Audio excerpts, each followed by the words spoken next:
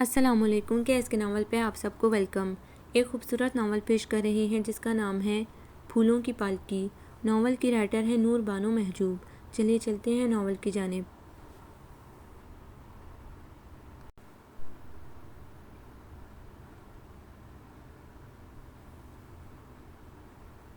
حسن علی کی نئی نئی شادی ہوئی تھی۔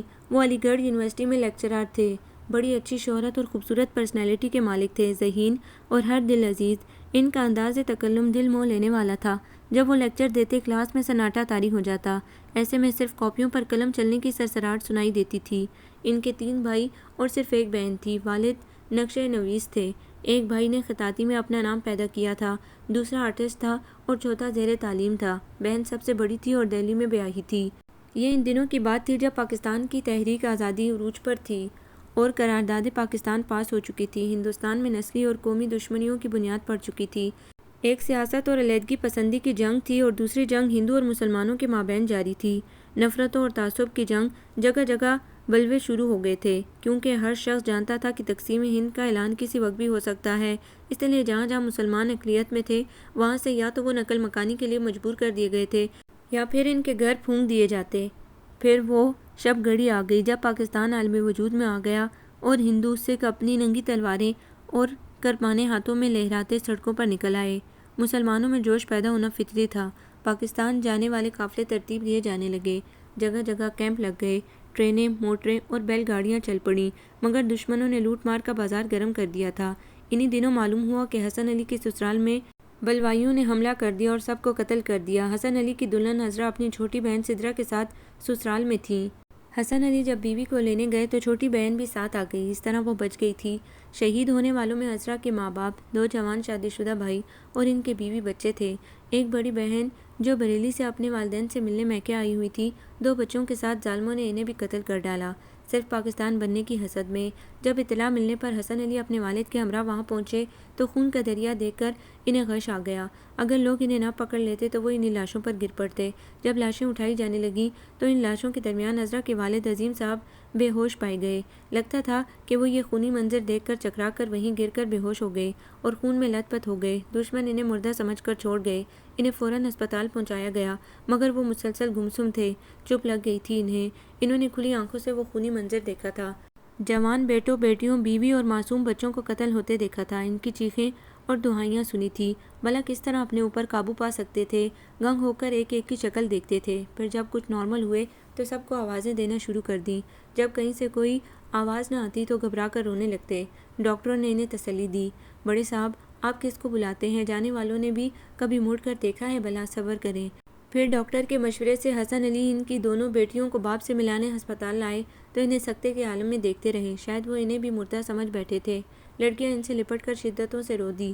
تب حسن علی نے کہا، چچا جان، اللہ پاک کا شکر ادا کیجئے کہ یہ دونوں ہمارے پاس تھیں، اور وہ انہیں اپنے ساتھ لگا کر پیار کرتے رہے۔ کچھ دنوں بعد وہ ہسپتال سے گھر آ گئے تو فاخرہ بیگم نے انہیں ہاتھوں ہاتھ لیا، بڑی محبتیں دی۔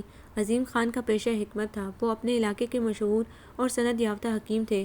ان کے ہاتھوں میں بڑی شفا تھی۔ حسن علی ایک دن گھر جا کر عظیم صاحب کی کتابیں، کاغذات اور جو بچا کچا سامان تھا سب لے آئے اور عذرا کے حوالے کر دیا۔ کتابیں حکمت کے متعلق تھیں، بڑی قیمتی اور حاصل مطالعہ تھیں جنہیں وہ پڑھتے رہتے تھے، مگر اب جیسے ان کا دل مر گیا تھا۔ دنیا میں اب ان کے لیے کیا دلچسپی رہ گئی تھی؟ اگر دونوں بچیاں نہ ہوتی تو جانے وہ اپنے آپ کو کیا کر ڈالتے۔ فاخرہ بیگم نے دونوں بچیوں کو کلیجے سے لگا کر رکھا تھا۔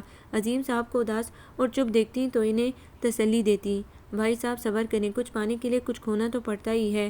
آج ہندوستان کے ہر اس گھر میں جہاں مسلمان ہیں ماتم بھرپا ہے۔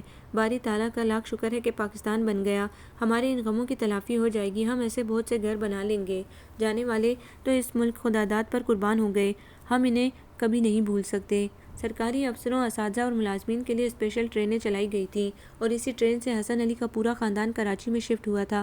انہیں 3 کمروں اور ایک دالان کا بڑا کوارٹر ملا تھا۔ انہوں نے شکر ادا کیا تھا، مگر یہاں آ کر عذرا اور سدرا رو پڑیں کہ کاش وہ سب بھی ہمارے ساتھ ہوتے۔ عظیم صاحب نے انہیں گلے سے لگا کر کہا، بیٹی، سب کچھ کھو کر ہم نے تمہیں پایا ہے، اب تمہیں کھونے کی ہم میں سکت نہیں۔ ہم نے بہت آنسو بہا لیے، بس اپنے آنسو پونچھ لو۔ پھر عذرا سے کہا، بیٹی، تمہاری ساس سسر شوہر دیور وغیرہ نے ہمیں اپنوں سے بڑھ کر چاہا، آج ہم انہی کی محبت میں بھری چھاؤں میں بیٹھے ہیں، ورنہ برے وقت کا کون ساتھی ہوتا ہے؟ بیٹا، ان کی قدر کرنا۔ عذرا نے بلا شبہ اپنی خدمت اور محبت سے اپنی ساس سسر اور شوہر کا دل جیت لیا تھا۔ سب ایک دوسرے کے دکھ سکھ کے ساتھی اور غمگسار تھے۔ اس وقت پاکستان ایک نوزائیدہ ملک تھا جہاں وسائل نہ ہونے کے برابر تھے، اوپر سے ہجرت کر کے آنے والوں کا سیلاب امڈا پڑ رہا تھا۔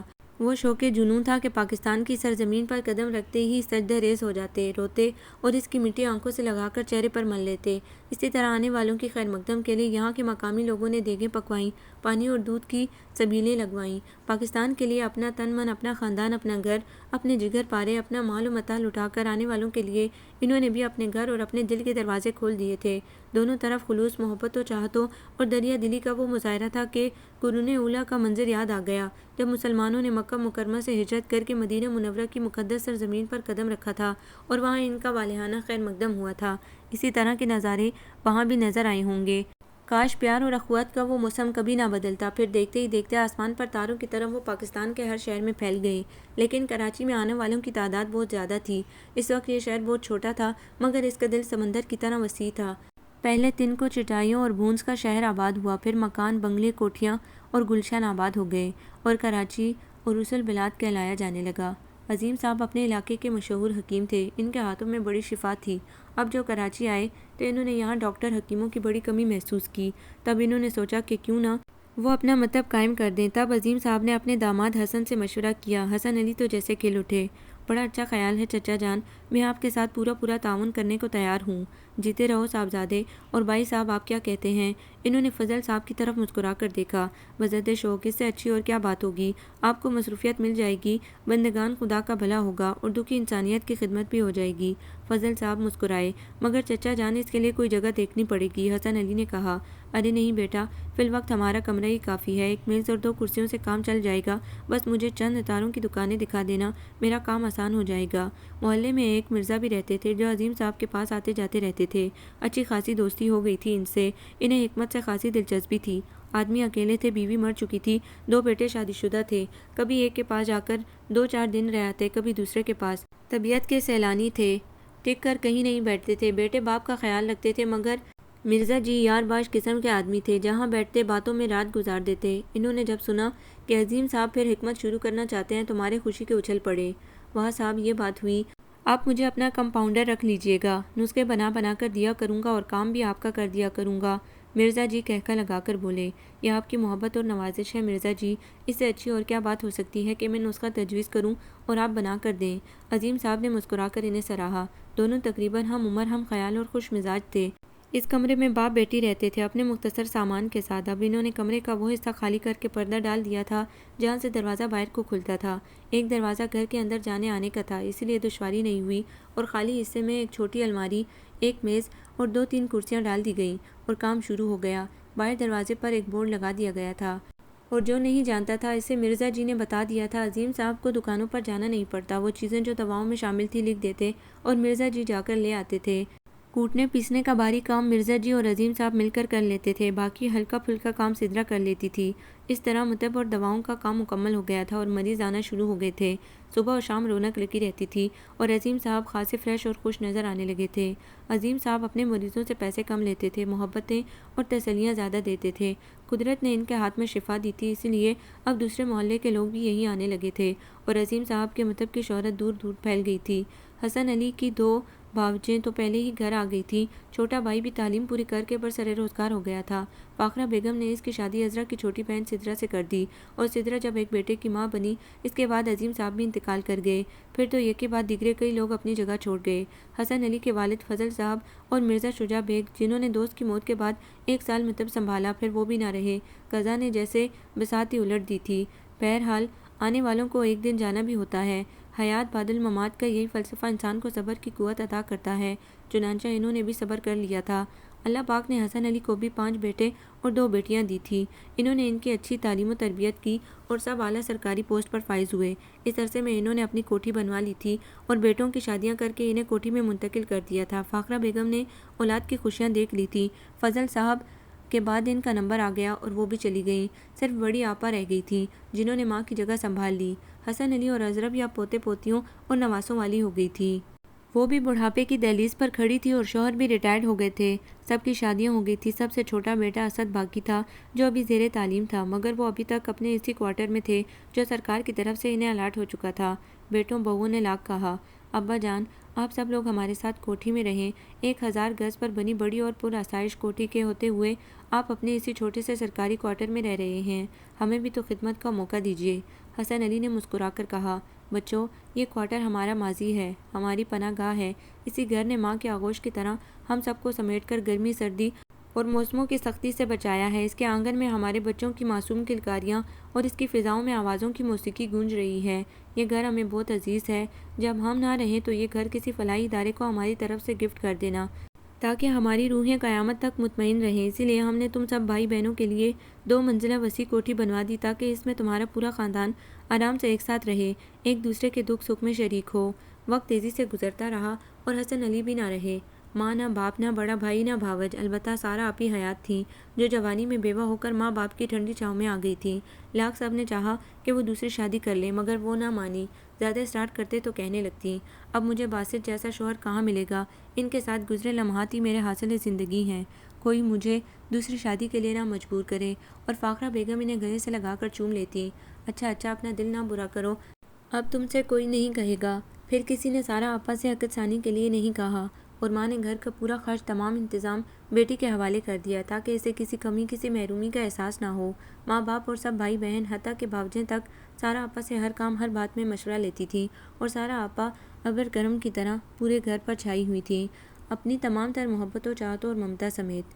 آج ماں باپ، حسن علی جیسا شفیق بھائی اور ماں کی طرح مہربان بھاوج عذرا نہ رہی تھی تو اچانک انہیں اپنی کمائیگی اور تنہائی کا احساس رلا گیا۔ مگر چھوٹے بھائی اور بھتیجے تو تھے جو اولاد سے بڑھ کر تھے، اپنی اکلوتی پھپھو پر جان نچھاور کرنے والے جو ماں باپ اور دادا دادی کی جگہ انہیں سمجھتے تھے۔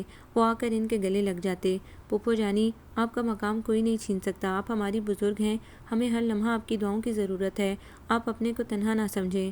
بھائیوں نے کہا، بڑی آپا ہم لاکھ آپ سے چھوٹے ہیں تو کیا ہوا، مگر بھائی ہمیشہ بہنوں کے لیے باپ کا درجہ رکھتا ہے۔ اور بڑی آپا نے بھیگی بھیگی پلکوں سے مسکرا کر سب کو اپنی باہوں میں چھپا لیا، پیشانیوں پر بوسہ دیا اور دیر تک دعائیں دیتی رہی اور سوچنے لگیں کہ شاید اللہ نے مجھے انہی کے لیے زندہ رکھا ہے۔ اب اس کوارٹر میں سارا آپا، ایک پرانی ملازمہ، ایک نوکر اور اسد علی رہتے تھے۔ روز ہی بھائی بھاوجوں اور بہو بیٹیوں میں سے کوئی نہ کوئی ان کی مزاج پرسی اور خیر خبر کے لیے آ جاتا تھا، بڑی آپا کے لیے کچھ نہ کچھ لے کر، یا کبھی بڑی آپا اسد کے ساتھ خود کوٹھی میں سب سے جا کر مل آتی تھی۔ اسد اپنی پھپھو سے بڑی محبت کرتا تھا۔ سچ پوچھو تو اسد کو بڑی آپا نے ہی پالا تھا کیونکہ اس کی پیدائش پر عذرا سخت بیمار ہو گئی تھی۔ پھر اسد نے ماں کو زیادہ تنگ نہیں کیا، وہ سارا آپا ہی کو ماں سمجھتا تھا۔ آج بھی اسد کو دیر ہو جاتی تو بڑی آپا بے چینی سے اندر باہر کے 1000 چکر لگا لیتی تھی، پھر اس کے آنے پر اس کے کان کھینچتی تھی اور وہ ان سے لپٹ کر پیار کر لیتا اور وہ مسکرا دیتی تھی۔ اسد کو شروع سے شکار کا بڑا شوق تھا، بچپن ہی سے بڑا نڈر تھا۔ جب بڑا ہوا تو اسکول کے بعد اس کا یہی مشغلہ تھا۔ ابا نے اسے رائفل لے کر دے دی تھی۔ چھوٹی سی عمر سے اس نے غلیل سے لے کر تیر اندازی، رائفل اور خنجر زنی تک کوئی ہتھیار نہیں چھوڑا جو اس نے چلانا نہ سیکھا ہو۔ اس کا نشانہ کبھی خطا نہ گیا۔ وہ عجیب سی بے فکر اور شوخ طبیعت لے کر پیدا ہوا تھا۔ حسن علی اپنے اس بیٹے کو بہت پسند کرتے تھے۔ وہ تھا بھی سب بھائیوں میں خوبصورت، وجیح، اونچے قد کاٹ کا اور پھرتیلا۔ اسے دیکھنے اور ملنے والا اپنے دل میں اس کے لیے نرم گوشہ محسوس کرنے لگتا۔ وہ سب کا یار، سب کا دوست تھا۔ خاندان بھر کی لڑکیاں اس کی ایک نگاہ کرم کی منتظر رہتی تھیں، مگر اس نے کبھی کسی کو اس نظر سے نہیں دیکھا۔ اسے سب بھی اچھی لگتی تھی لیکن اسد نے کبھی کسی کو اتنا موقع نہیں دیا کہ وہ کہتی، مجھے دیکھو، مجھے سوچو، مجھے چاہو۔ روشنی فاخرہ بیگم کی سب سے چھوٹی اور ستیلی بہن کی بیٹی تھی۔ ہجرت کے وقت صرف بہن زندہ بچی تھی، باقی کچھ لوگ گھر پر بلوائیوں کے ہاتھوں کچھ سفر کے دوران شہید کر دیے گئے تھے۔ ظالموں نے اپنے خنجروں اور کرپانوں کی پیاس بجھائی تھی۔ ان معصوم کے خون سے فاخرہ بیگم اپنے شوہر اور بچوں کے ہمراہ بہت پہلے پاکستان آ گئی تھیں اور وہ انہیں زندہ ہنستا بستا چھوڑ کر آئی تھیں۔ تب انہوں نے پاکستان آنے کی تیاری کر لی، لیکن مارے گئے جو بچے تھے انہیں دوران سفر مار دیا گیا۔ اس میں واجدہ کا شوہر بھی تھا۔ مغبوط الحواس واجدہ کو پاکستان آنے والے ایک قافلے نے کراچی پہنچا دیا۔ پھر وہ ہاتھوں ہاتھ کراچی کے ایک کم آبادی والے علاقے میں پہنچ گئی۔ وہ علاقہ ایک گاؤں تھا، نہ اتنی آبادی تھی، نہ ترقی کے یہ خدوخال تھے، نہ ہی اپارٹمنٹ اور پلازے، بس کچے پکے مکان، گھاس پھونس کی جھونپڑیاں اور ایک کچی پکی بڑی سی حویلی جس میں ہاشو خان اور فاطمہ بی بی کا خاندان رہتا تھا۔ ہر طرف ہرے بھرے درخت، کھیت کھلیان، کنویں، باغ اور کچے میدان تھے۔ پورے پاکستان کی طرح گاؤں گراؤں آنے والوں کو بھی سر آنکھوں پر بٹھایا گیا تھا۔ سب مل جل کر پیار و محبت سے رہتے تھے۔ ہاشم خان جو ہاشو خان کہلاتے تھے اور فاطمہ بی بی اس گوٹ کے والی وارث تھے، بڑی ہی نرم ٹھنڈی طبیعت کے محبت کرنے والے لوگ تھے۔ فاطمہ بی بی کو لڑکیوں سے بڑا پیار تھا، اسی لیے انہوں نے واجدہ کو کلیجے سے لگا کر اپنے گھر میں رکھا اور کہہ دیا، یہ ہماری بیٹی ہے۔ ہاشو خان اور فاطمہ بی بی واجدہ بیگم کے محسن اور مربی تھے۔ برسوں پہلے کسی نے فاخرہ بیگم کو یہ اطلاع پہنچائی، تمہاری بچھڑی ہوئی بہن تنہا پاکستان پہنچ گئی ہے اور سب کو مار دیا گیا، مگر وہ زیادہ دن نہیں جی سکی اور ایک بچی کو جنم دے کر فوت ہو گئی۔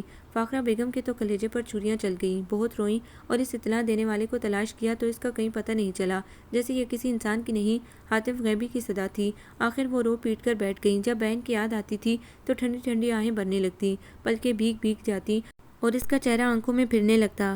اس ملک کے خداداد کے حصول کے لیے ہر آنے والے نے کس طرح اپنے آپ کو کچلا اور مارا تھا اور اپنے پیچھے لاشوں کے پشتے چھوڑ آئے تھے، پھر محبتوں کی قربان گاہ پر بار بار مر کر زندگی کی طرف لوٹے تھے۔ ان میں ایک فاخرہ بیگم بھی تھی جن کے میکے کا کوئی فرد زندہ نہ بچا تھا۔ فاطمہ بی بی کے 3 بیٹے اور 2 بیٹیاں تھیں، دیور جیٹھ دیورانیاں جٹھانیاں اور ان کے بچے تھے۔ ان کے ہاں بھی یہ رواج تھا کہ شادیاں اپنے ہی چچا اور ماما کے گھر ہوتی تھیں۔ ایک بیٹے اور دونوں بیٹیوں کی شادیاں ہو گئی تھیں، دونوں چھوٹے بیٹے جوان تھے مگر شادی نہیں ہوئی تھی۔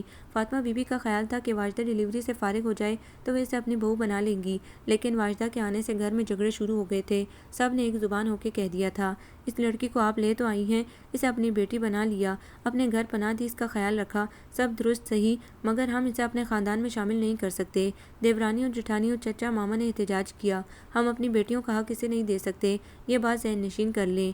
فاطمہ بی بی اور ہاشم خان نے گھبرا کر ایک دوسرے کی طرف دیکھا، نہیں پتر نہیں، ہم کسی کی حق تلفی نہیں کر رہے، نہ کریں گے، ابھی وہ وقت بہت دور ہے، جب فیصلے کی گھڑی آئے گی تب دیکھا جائے گا، ابھی غصہ گرمی دکھانے کی ضرورت نہیں۔ ہاشم خان کی بات پر سب نے چپ سادھ لی، مگر فاطمہ بی بی پریشان ہو گئیں اور سوچنے لگی، ہم سب باوا آدم کی اولادیں ہیں، ایک ماں ایک باپ کی، پھر یہ درجہ بندی کس نے کی؟ یہ قبیلے خاندان رشتے ناتے اپنا پرایا خون اونچ نیچ کے اصول کس نے وضع کیے؟ ہمارے ذہنوں میں یہ تفریق ڈالنے والے کون تھے؟ مگر اس کا جواب کس کے پاس تھا اور کون دیتا؟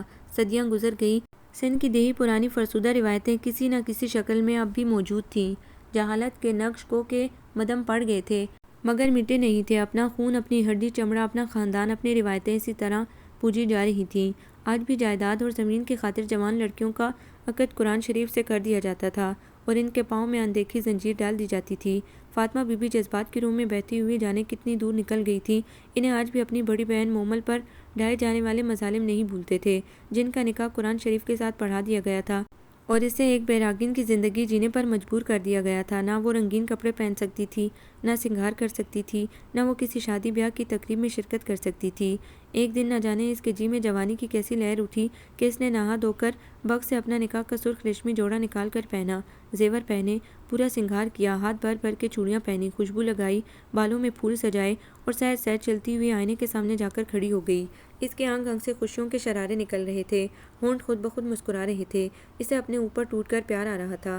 کیا یہ میں ہوں مومل چودھری، اکبر حسین کی دھی؟ آ ہا ہا ہا، آ ہا ہا ہا، اس کے منہ سے ایک قہقہ نکلا اور ایک دھماکے کے ساتھ وہ گری اور خون میں نہا گئی۔ چھوٹا بھائی ہاتھ میں بندوق لیے کھڑا خونخوار نظروں سے اسے دیکھ رہا تھا۔ مومل نے مسکرا کر سر اٹھایا، بھائی کی طرف دیکھا اور سر ایک طرف ڈھلک گیا، وہ مر گئی، ہاں میری آپو مومل مر گئی۔ سوچتے سوچتے فاطمہ بی بی کے منہ سے ایک سسکی نکل گئی۔ ظلم کی وہ اندھیری رات بیت گئی، بابا جتنے نیک اور سیدھے تھے، بیٹے اتنے ہی سرکش اور ظالم تھے۔ وہ خاندانی روایتیں ہوتی یا جھوٹی عزت اور انا پرستی، کسی نہ کسی حوالے سے عورت بار بار سنسار کی جاتی اپنا شملہ اونچا رکھنے کے لیے۔ اس کے بعد فاطمہ بی بی کی شادی ہو گئی۔ ہاشم خان بہت اچھا شوہر، بہت اچھا باپ تھا۔ سسرال کے لوگ گو جاہل اور بیکورڈ تھے مگر ہر درم اور بے رحم نہیں تھے، مگر یہاں بھی ماں باپ اگر بہتا ہوا ٹھنڈا میٹھا آبشار تھے تو اولادیں آتش فشاں۔ بابا تو مومل کے بعد ہی اس کے غم میں مر گئے، پھر فاطمہ کی شادی ہو گئی اور شادی کے بعد فاطمہ نے پلٹ کر بھی نہ دیکھا اور ان ظالم بھائیوں سے تمام رشتے ناتے توڑ لیے۔ آج پھر وہی اندیشے، وسوسے اور خوف فاطمہ بی بی کے اندر سر اٹھا رہے تھے۔ واجدہ کی طبیعت خراب تھی، اس نے اپنا نام اور پتہ، ماں باپ کا تعلق جس شہر سے تھا، شوہر کا نام اور بے سر و سامانی کے عالم میں اس کی اور سارے گھر والوں کی شہادت، پھر ان سے بچھڑ کر ایک مہربان ہستی کا اسے اپنے گھر لے جانا، یہ تمام باتیں اس نے ایک خط میں لکھی اور فاطمہ بی بی کو دے کر کہا، اماں میرا بیٹا یا بیٹی جو بھی ہوا اگر میری آپا بیگم فاخرہ کا کبھی پتہ چل جائے تو اس خط کے ساتھ میرے بچے کو ان کے حوالے کر دیجیے گا۔ یہ کہہ کر وہ بہت روئی۔ فاطمہ بی بی نے اسے تسلی دی، پیار کیا، بولی میری دی رانی، میں ضرور تیری بہن کا پتہ لگاؤں گی، تب تک تیری امانت میرے پاس رہے گی، تو فکر نہ کر۔ وہ تمام رات اپنے بچھڑے ہوئوں کو یاد کرتی رہی، سوچتی اور روتی رہی۔ کہنے کو تو وہ دونوں سوتیلی بہنیں تھیں، مگر سگوں سے بڑھ کر ایک دوسرے کو چاہتی تھیں، پیار کرتی تھیں۔ باپ بھی اتنا شریف تھا کہ کبھی فاخرہ کو محسوس نہ ہونے دیا کہ وہ سوتیلا باپ ہے۔ ماں خدا کا شکر ادا کرتی تھی کہ اس نے شوہر کے اچانک انتقال کے بعد 10 سال کی فاخرہ کی پرورش اور اپنی تنہائی سے گھبرا کر رشید سے عقدثانی کر کے غلطی نہیں بلکہ ایک بہتر فیصلہ کیا تھا، کیونکہ اس کے سسرال کے لوگ بڑے لالچی تھے۔ اس کے دیور کی نظر بیوی ہونے کے باوجود اپنی بڑی باورچ کا طواف کرتی رہتی تھی۔ اس کی آنکھوں میں بڑی ہوس تھی۔ رشید خان کی بزاز کی دکان تھی، اس کا وہاں آنا جانا تھا۔ وہ شاہدہ کے شوہر کا دوست تھا۔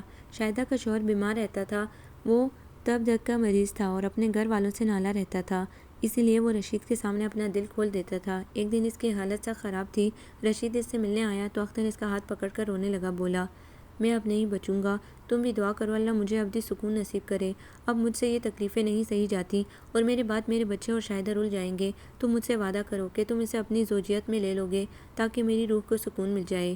رشید تذبذب میں پڑ گیا۔ رشید کی بیوی کی وفات کو بھی عرصہ ہو گیا تھا اور شاہدہ بڑی نیک خاتون تھی، اس نے آج تک رشید کی طرف نگاہ اٹھا کر نہیں دیکھا۔ وہ رشید کی عزت کرتی تھی اور رشید کو اپنے دوست کی خاطر وعدہ کرنا پڑا۔ آخر وہی ہوا۔ دوسرے دن اختر کی موت کی اطلاع پر وہ آیا تو دوست کا کفن میں لپٹا چہرہ دیکھ کر رو پڑا۔ اختر میرے دوست، کیا تم میرے وعدے کے انتظار میں زندہ تھے؟ شاہدہ کی ماں بھی اپنی بیٹی کے دکھوں سے آشنا تھی، چنانچہ سوئم کے بعد وہ اپنی بیٹی اور اس کی بچی کو اپنے ساتھ گھر لے آئیں۔ ساس، نندوں اور دیور نے لاکھ شور مچایا کہ اسے عدت تو یہاں گزار لینے دو، مگر وہ نہ مانی اور غصے میں ساس نندوں کی طرف دیکھ کر کہا کیا چاہتے ہو تم لوگ؟ عدت گزارتے گزارتے کیا اس کی بقیہ سانسیں بھی چھین لینا چاہتے ہو؟ تمہارا بیٹا مر گیا، سارے رشتے ختم ہو گئے، اب تمہارا اس پر کوئی زور نہیں۔ اور پھر عدت کے بعد شاہدہ کا عقد رشید سے پڑھوا دیا۔ یہ تو بعد میں معلوم ہوا کہ اختر نے بھی اپنی ساس کو وصیت کر دی تھی کہ میرے بعد شاہدہ کا نکاح میرے دوست رشید سے کر دیا جائے، اور انہیں بھلا کیا اعتراض ہو سکتا تھا؟ ان کی بیٹی آباد ہو جائے گی، بچی کو باپ مل جائے گا، اور کیا چاہیے تھا؟ رشید خان نے شاہدہ کو کبھی پھول کی چھڑی سے بھی نہ چھوا، کبھی کوئی سخت بات نہیں کی۔ وہ دونوں بہت خوش تھے۔ شادی کے 2 سال بعد واجدہ پیدا ہوئی، دونوں بہنیں اس پر جان چھڑکتی تھیں اور ماں باپ اس پر صدقے واری جاتے تھے۔ زندگی بڑی پرمسرت گزر رہی تھی۔ فاخرہ کی شادی پاکستان بننے سے پہلے ہو چکی تھی، وہ اپنے گھر بہت خوش تھی، اللہ نے اسے مال و اولاد سب سے آسودہ رکھا تھا۔ پھر تحریک آزادی پاکستان نے زور پکڑ لیا، گلی کوچوں میں یہی نعرے سنائی دیتے تھے کہ لے کر رہیں گے پاکستان، بن کے رہے گا پاکستان، اور مارے خوشی کے پلکوں سے موتی ٹوٹنے لگتے تھے۔ اس کے بعد حالات بد سے بدتر ہونے لگے تو رشید صاحب نے واجدہ کی منگنی کر دی۔ پاکستان بن چکا تھا، اب ہندوستان کی زمین مسلمانوں پر تنگ ہونے لگی، آسمان سے بجلیاں ٹوٹنے لگی، لوگ ہجرت کے لیے سوچنے لگے کیونکہ اب وہاں رہنے اور بسنے کے امکانات مفقود ہوئے جا رہے تھے۔ ہندو معاشرت، سکھ یاتری اور وہاں کی تمام قومیں مسلمان کے خون کی پیاسی ہو گئی تھیں، صدیوں پرانے بدلے چکائے جا رہے تھے، خاندان کے خاندان کاٹ ڈالے گئے تھے۔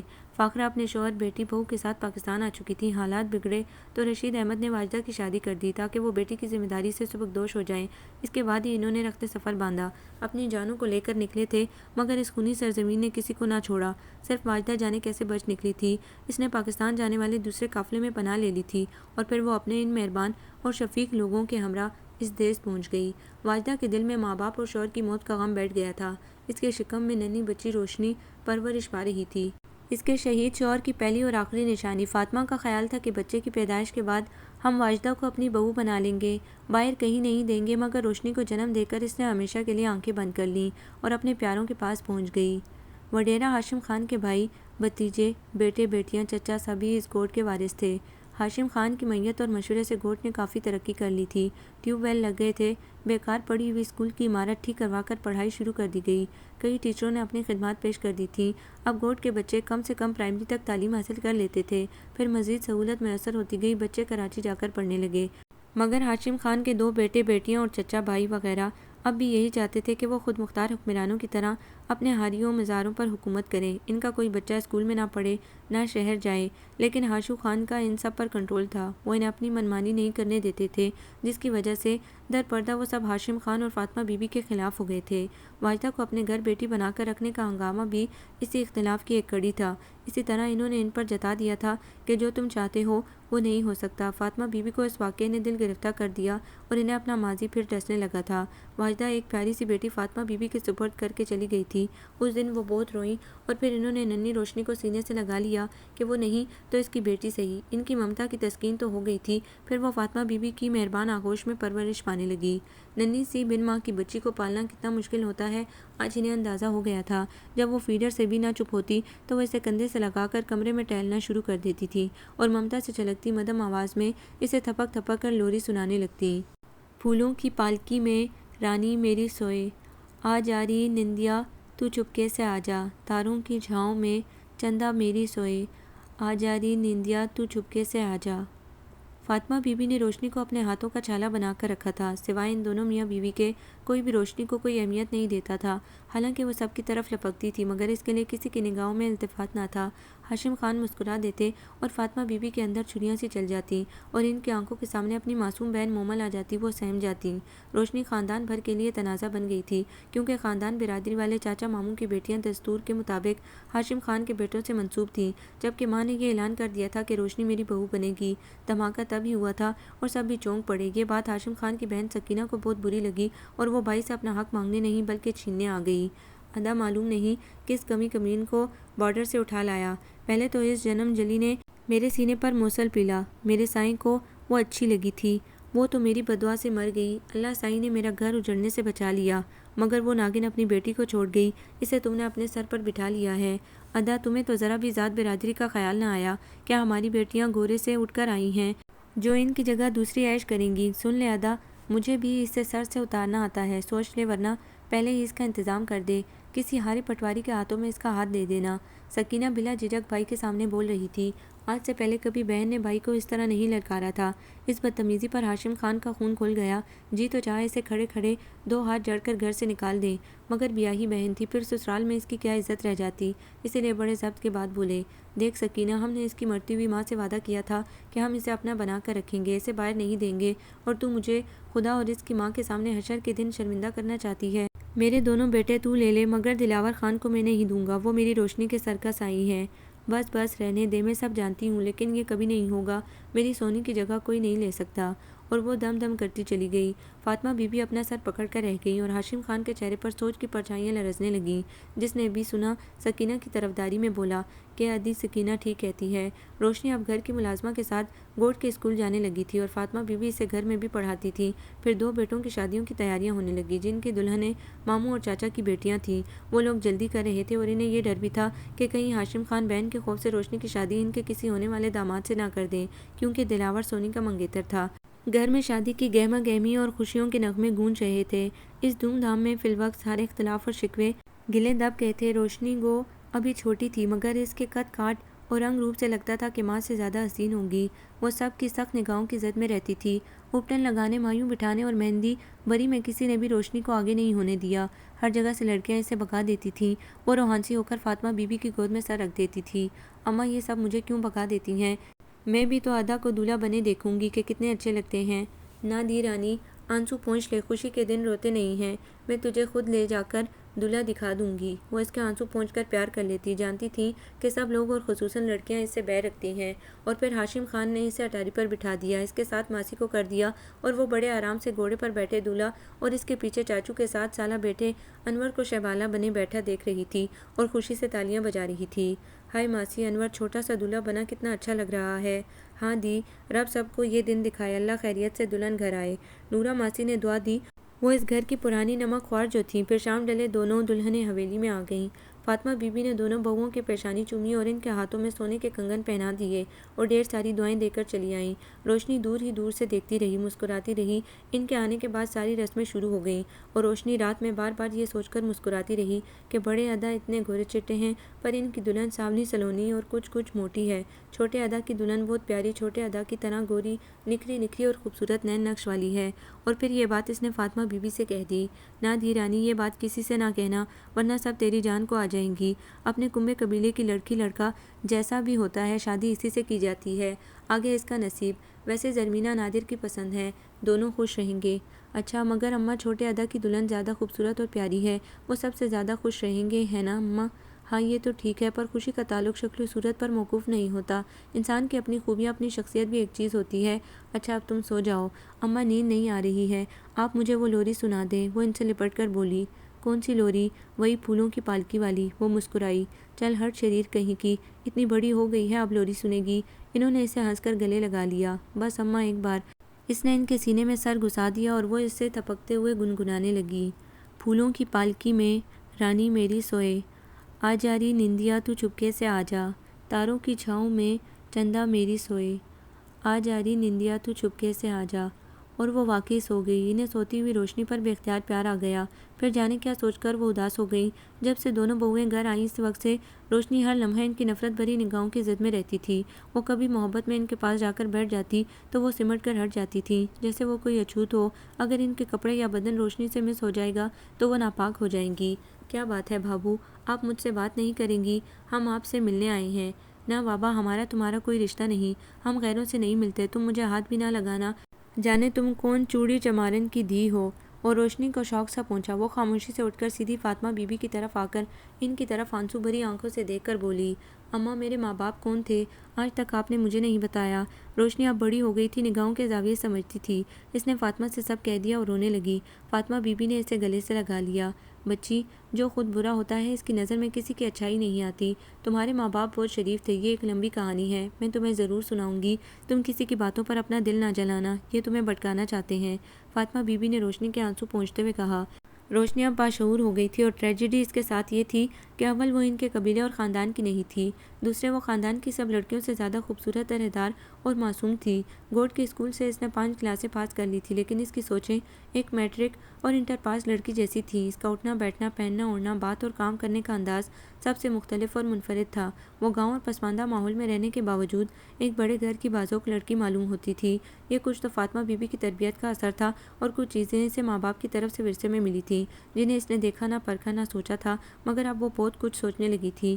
اماں اور بابا جو کرنا چاہتے تھے اس سے سارے خاندان کی بنیادیں ہل جاتی، اور دلاور خان کو تو وہ اپنا بھائی سمجھتی تھی، جبکہ اگر سونی کو دلاور نہ ملا تو وہ تو اس کی دشمن ہو جاتی۔ یا اللہ، میں اماں کو کیسے اس اقدام سے باز رکھوں؟ یا پھر ادا دلاور خان سے کہہ دوں گی کہ وہ میرے ساتھ شادی سے انکار کر دیں اور سونی سے شادی کر کے پورے خاندان کو تباہی سے بچا لیں۔ ہاں، یہ ٹھیک رہے گا۔ یہ سوچ کر وہ موقع تلاش کرنے لگی۔ دلاور خان فاطمہ بی بی کا سب سے چھوٹا بیٹا تھا، ماں باپ کی بہت عزت کرتا تھا، اسے بھی شکار کا بہت شوق تھا۔ ویسے بھی وہ سونے کی کانوں کے مالک تھے، ان کی زمینیں سونا اگلتی تھی، ان کے مشاغل بھی اسی طرح کے شاہانہ تھے۔ ایک بھائی کو شکرے پالنے اور مچھلی کے شکار کا شوق تھا، باقی بھائی اور کزن ہاتھوں میں بندوق لیے گھوڑے دوڑاتے، اپنے مزاروں پر رعب جماتے اور محظوظ ہوتے تھے۔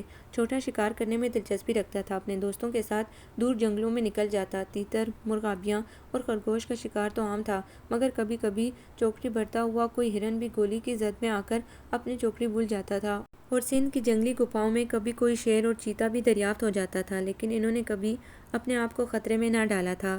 اسد اور دلاور دونوں ہم ذوق اور ہم خیال دوست تھے۔ اسد کی ٹیم بڑی تجربہ کار اور جدید اسلحے سے لیس تھی۔ کبھی کبھی اسد دلاور خان سے ملنے اس کی چوپال پر چلا جاتا تھا۔ ایک دن درختوں کے نیچے چارپائیاں ڈالے اسد جمال شاہ اور اس کے کئی دوست بیٹھے دلاور کا انتظار کر رہے تھے۔ سامنے ہرے بھرے کھیت لہلہا رہے تھے، ٹھنڈی ٹھنڈی ہوائیں چل رہی تھیں اور نوکر ضیافت کا انتظام کر رہے تھے۔ تبھی جیسے ایک ساتھ بہت سے گھنگرو سے چھنک اٹھے، ہستی کھلکھلاتی رنگ برنگے لہنگوں اور بڑے سے دوپٹوں میں اپنا منہ چھپائے ہوئے کئی لڑکیاں ذرا فاصلے پر سامنے سے گزر گئیں۔ ان میں روشنی سب سے نمایاں، سادہ شلوار سوٹ اور اجرک میں الگ ہی لگ رہی تھی۔ حسین و دلکش چہرے پر جھکی جھکی پلکیں اور چال میں بے پرواہی تھی۔ اسد اسے دیکھتا ہی رہ گیا۔ جب تک وہ لڑکیاں نظروں سے اوجھل نہ ہو گئیں وہ دیکھتا رہا۔ جمال شاہ اسد کی ایک ایک جنبش دیکھ رہا تھا، مسکرا کر اس کی طرف جھکا۔ اسد بابو، وہ روشنی ہے ہاشم خان کی بیٹی۔ اچھا، مگر اس کا لباس باقی لڑکیوں سے مختلف کیوں تھا اور وہ ان میں سے نہیں لگ رہی تھی؟ اپنی اپنی پسند اور مزاج کی بات ہے۔ ابھی اسد نے جواب کے لیے منہ کھولا ہی تھا کہ سامنے سے دلاور اپنے خاص ملازم کے ہمراہ آتا نظر آیا۔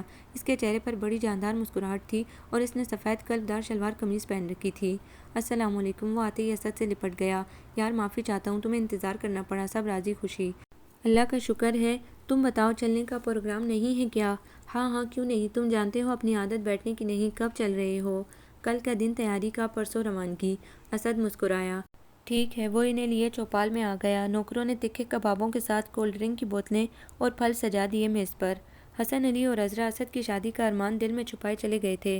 اب پھپھو سارا جنہوں نے اسد کو اولاد کی طرح پالا تھا چاہتی تھیں کہ اسد شادی کر لے تاکہ بھیا بھابھی کی طرح وہ بھی نہ محروم چلی جائیں، مگر وہ ٹالتا رہا۔ پہلے تو اپنی مصروفیت اور ایکٹیویٹیز کی وجہ سے انکار کرتا رہا، پھر جب سے اس نے روشنی کو دیکھا دل میں نرم گوشے پیدا ہو گئے اور اس کی طلب کی موہوم سی تمنا اس کے احساسات میں پختہ ہوتی چلی گئی۔ وہ معصوم چہرہ کسی طرح بھولتا ہی نہ تھا۔ جب بھی وہ گھر آتا سارا کی گود میں سر رکھ کر لیٹ جاتا اور وہ پیار سے اس کا سر سہلانے لگتی۔ اسد کو بڑا سکون ملتا تھا۔ اس دن بھی وہ تکیے سے ٹیک لگائے کوئی کتاب پڑھ رہی تھی کہ وہ آ گیا۔ السلام علیکم پھپھو۔ سارا نے جلدی سے اٹھ کر کتاب رکھ دی۔ جیتے رہو بیٹا، وہ مسکرائیں۔ وہ جلدی سے ان کی گود میں لیٹ گیا اور پھپھو پیار سے اس کا سر سہلانے لگی۔ اوف، وہ بالوں میں کتنی مٹی ہے، وہ اس کا سر تولیے سے جھاڑتے ہوئے بولی۔ پھپھو، صحرا نوردی کر کے آ رہا ہوں اور صحرا میں تو مٹی ہی ہوتی ہے۔ وہ مسکرایا۔ اب تو شادی کر لے، پھر تجھے صحرا نوردی نہیں کرنے پڑے گی، تیرا حساب بھی لینے والی کوئی آ جائے گی، پھر میں بھی تیری طرف سے پرسکون ہو جاؤں گی کہ اب تیرا گھر بھی بس گیا۔ انہوں نے اس کی پیشانی چوم لی۔ اللہ پھپھو جان، گھر تو سب کے ویسے ہی بسے بسائے ہیں، کتنی رونق رہتی ہے اس بڑی سی کوٹھی میں، جیسے آسمان سے چاند سورج ستارے سب بھی اتر آئے ہوں۔ اس سے بڑھ کر اور کیا سکون کی بات ہو سکتی ہے؟ کیا میں آپ کو خوش اور آزاد اچھا نہیں لگتا؟ وہ ہنس پڑا۔ چل ہٹ، سب کی دلہنیں ہیں، سب کے بچے ہیں، اپنی زندگی اپنی خوشیاں ہیں، کسی کے بیوی بچے تیرے بیوی بچے تو نہیں کہلائے جا سکتے؟ آخر تو کیوں اس ذکر سے کتراتا ہے؟ سچ بتا، کیا کوئی دیکھ نہیں ہے؟ چل مجھے لے چل وہاں، اسی دن 2 بول پڑھا کر لے آؤں گی۔ اور اسد کہکا لگا کر اٹھ بیٹھا۔ سچ پھپھو؟ اسد ان کی آنکھوں میں دیکھ کر مسکرایا۔ چندہ بالکل سچ کہہ رہی ہوں، بتا تو صحیح۔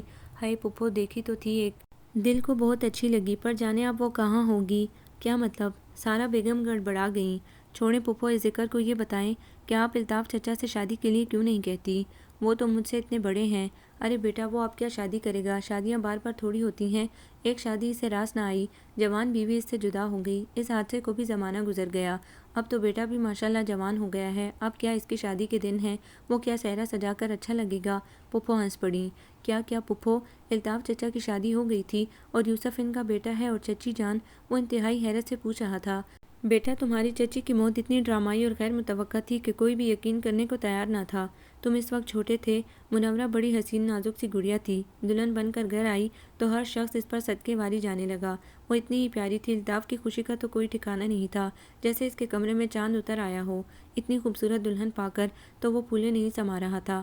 اماں اور ساری بھابیاں اسے ہر لمحہ سجا بنا کر رکھتی تھیں، بالکل پہلے دن والی دلہن کی طرح۔ منورہ سب کی اتنی بہت ساری محبتیں پا کر اللہ کا شکر ادا کرتی تھی۔ وہ اور سب کے قریب چلی گئی، فاصلے سمٹے تو دل مل گئے۔ 10 ماہ بعد اللہ نے اسے ایک چاند سا بیٹا دیا، یوسف ثانی۔ بڑی خوشیاں منائی گئیں۔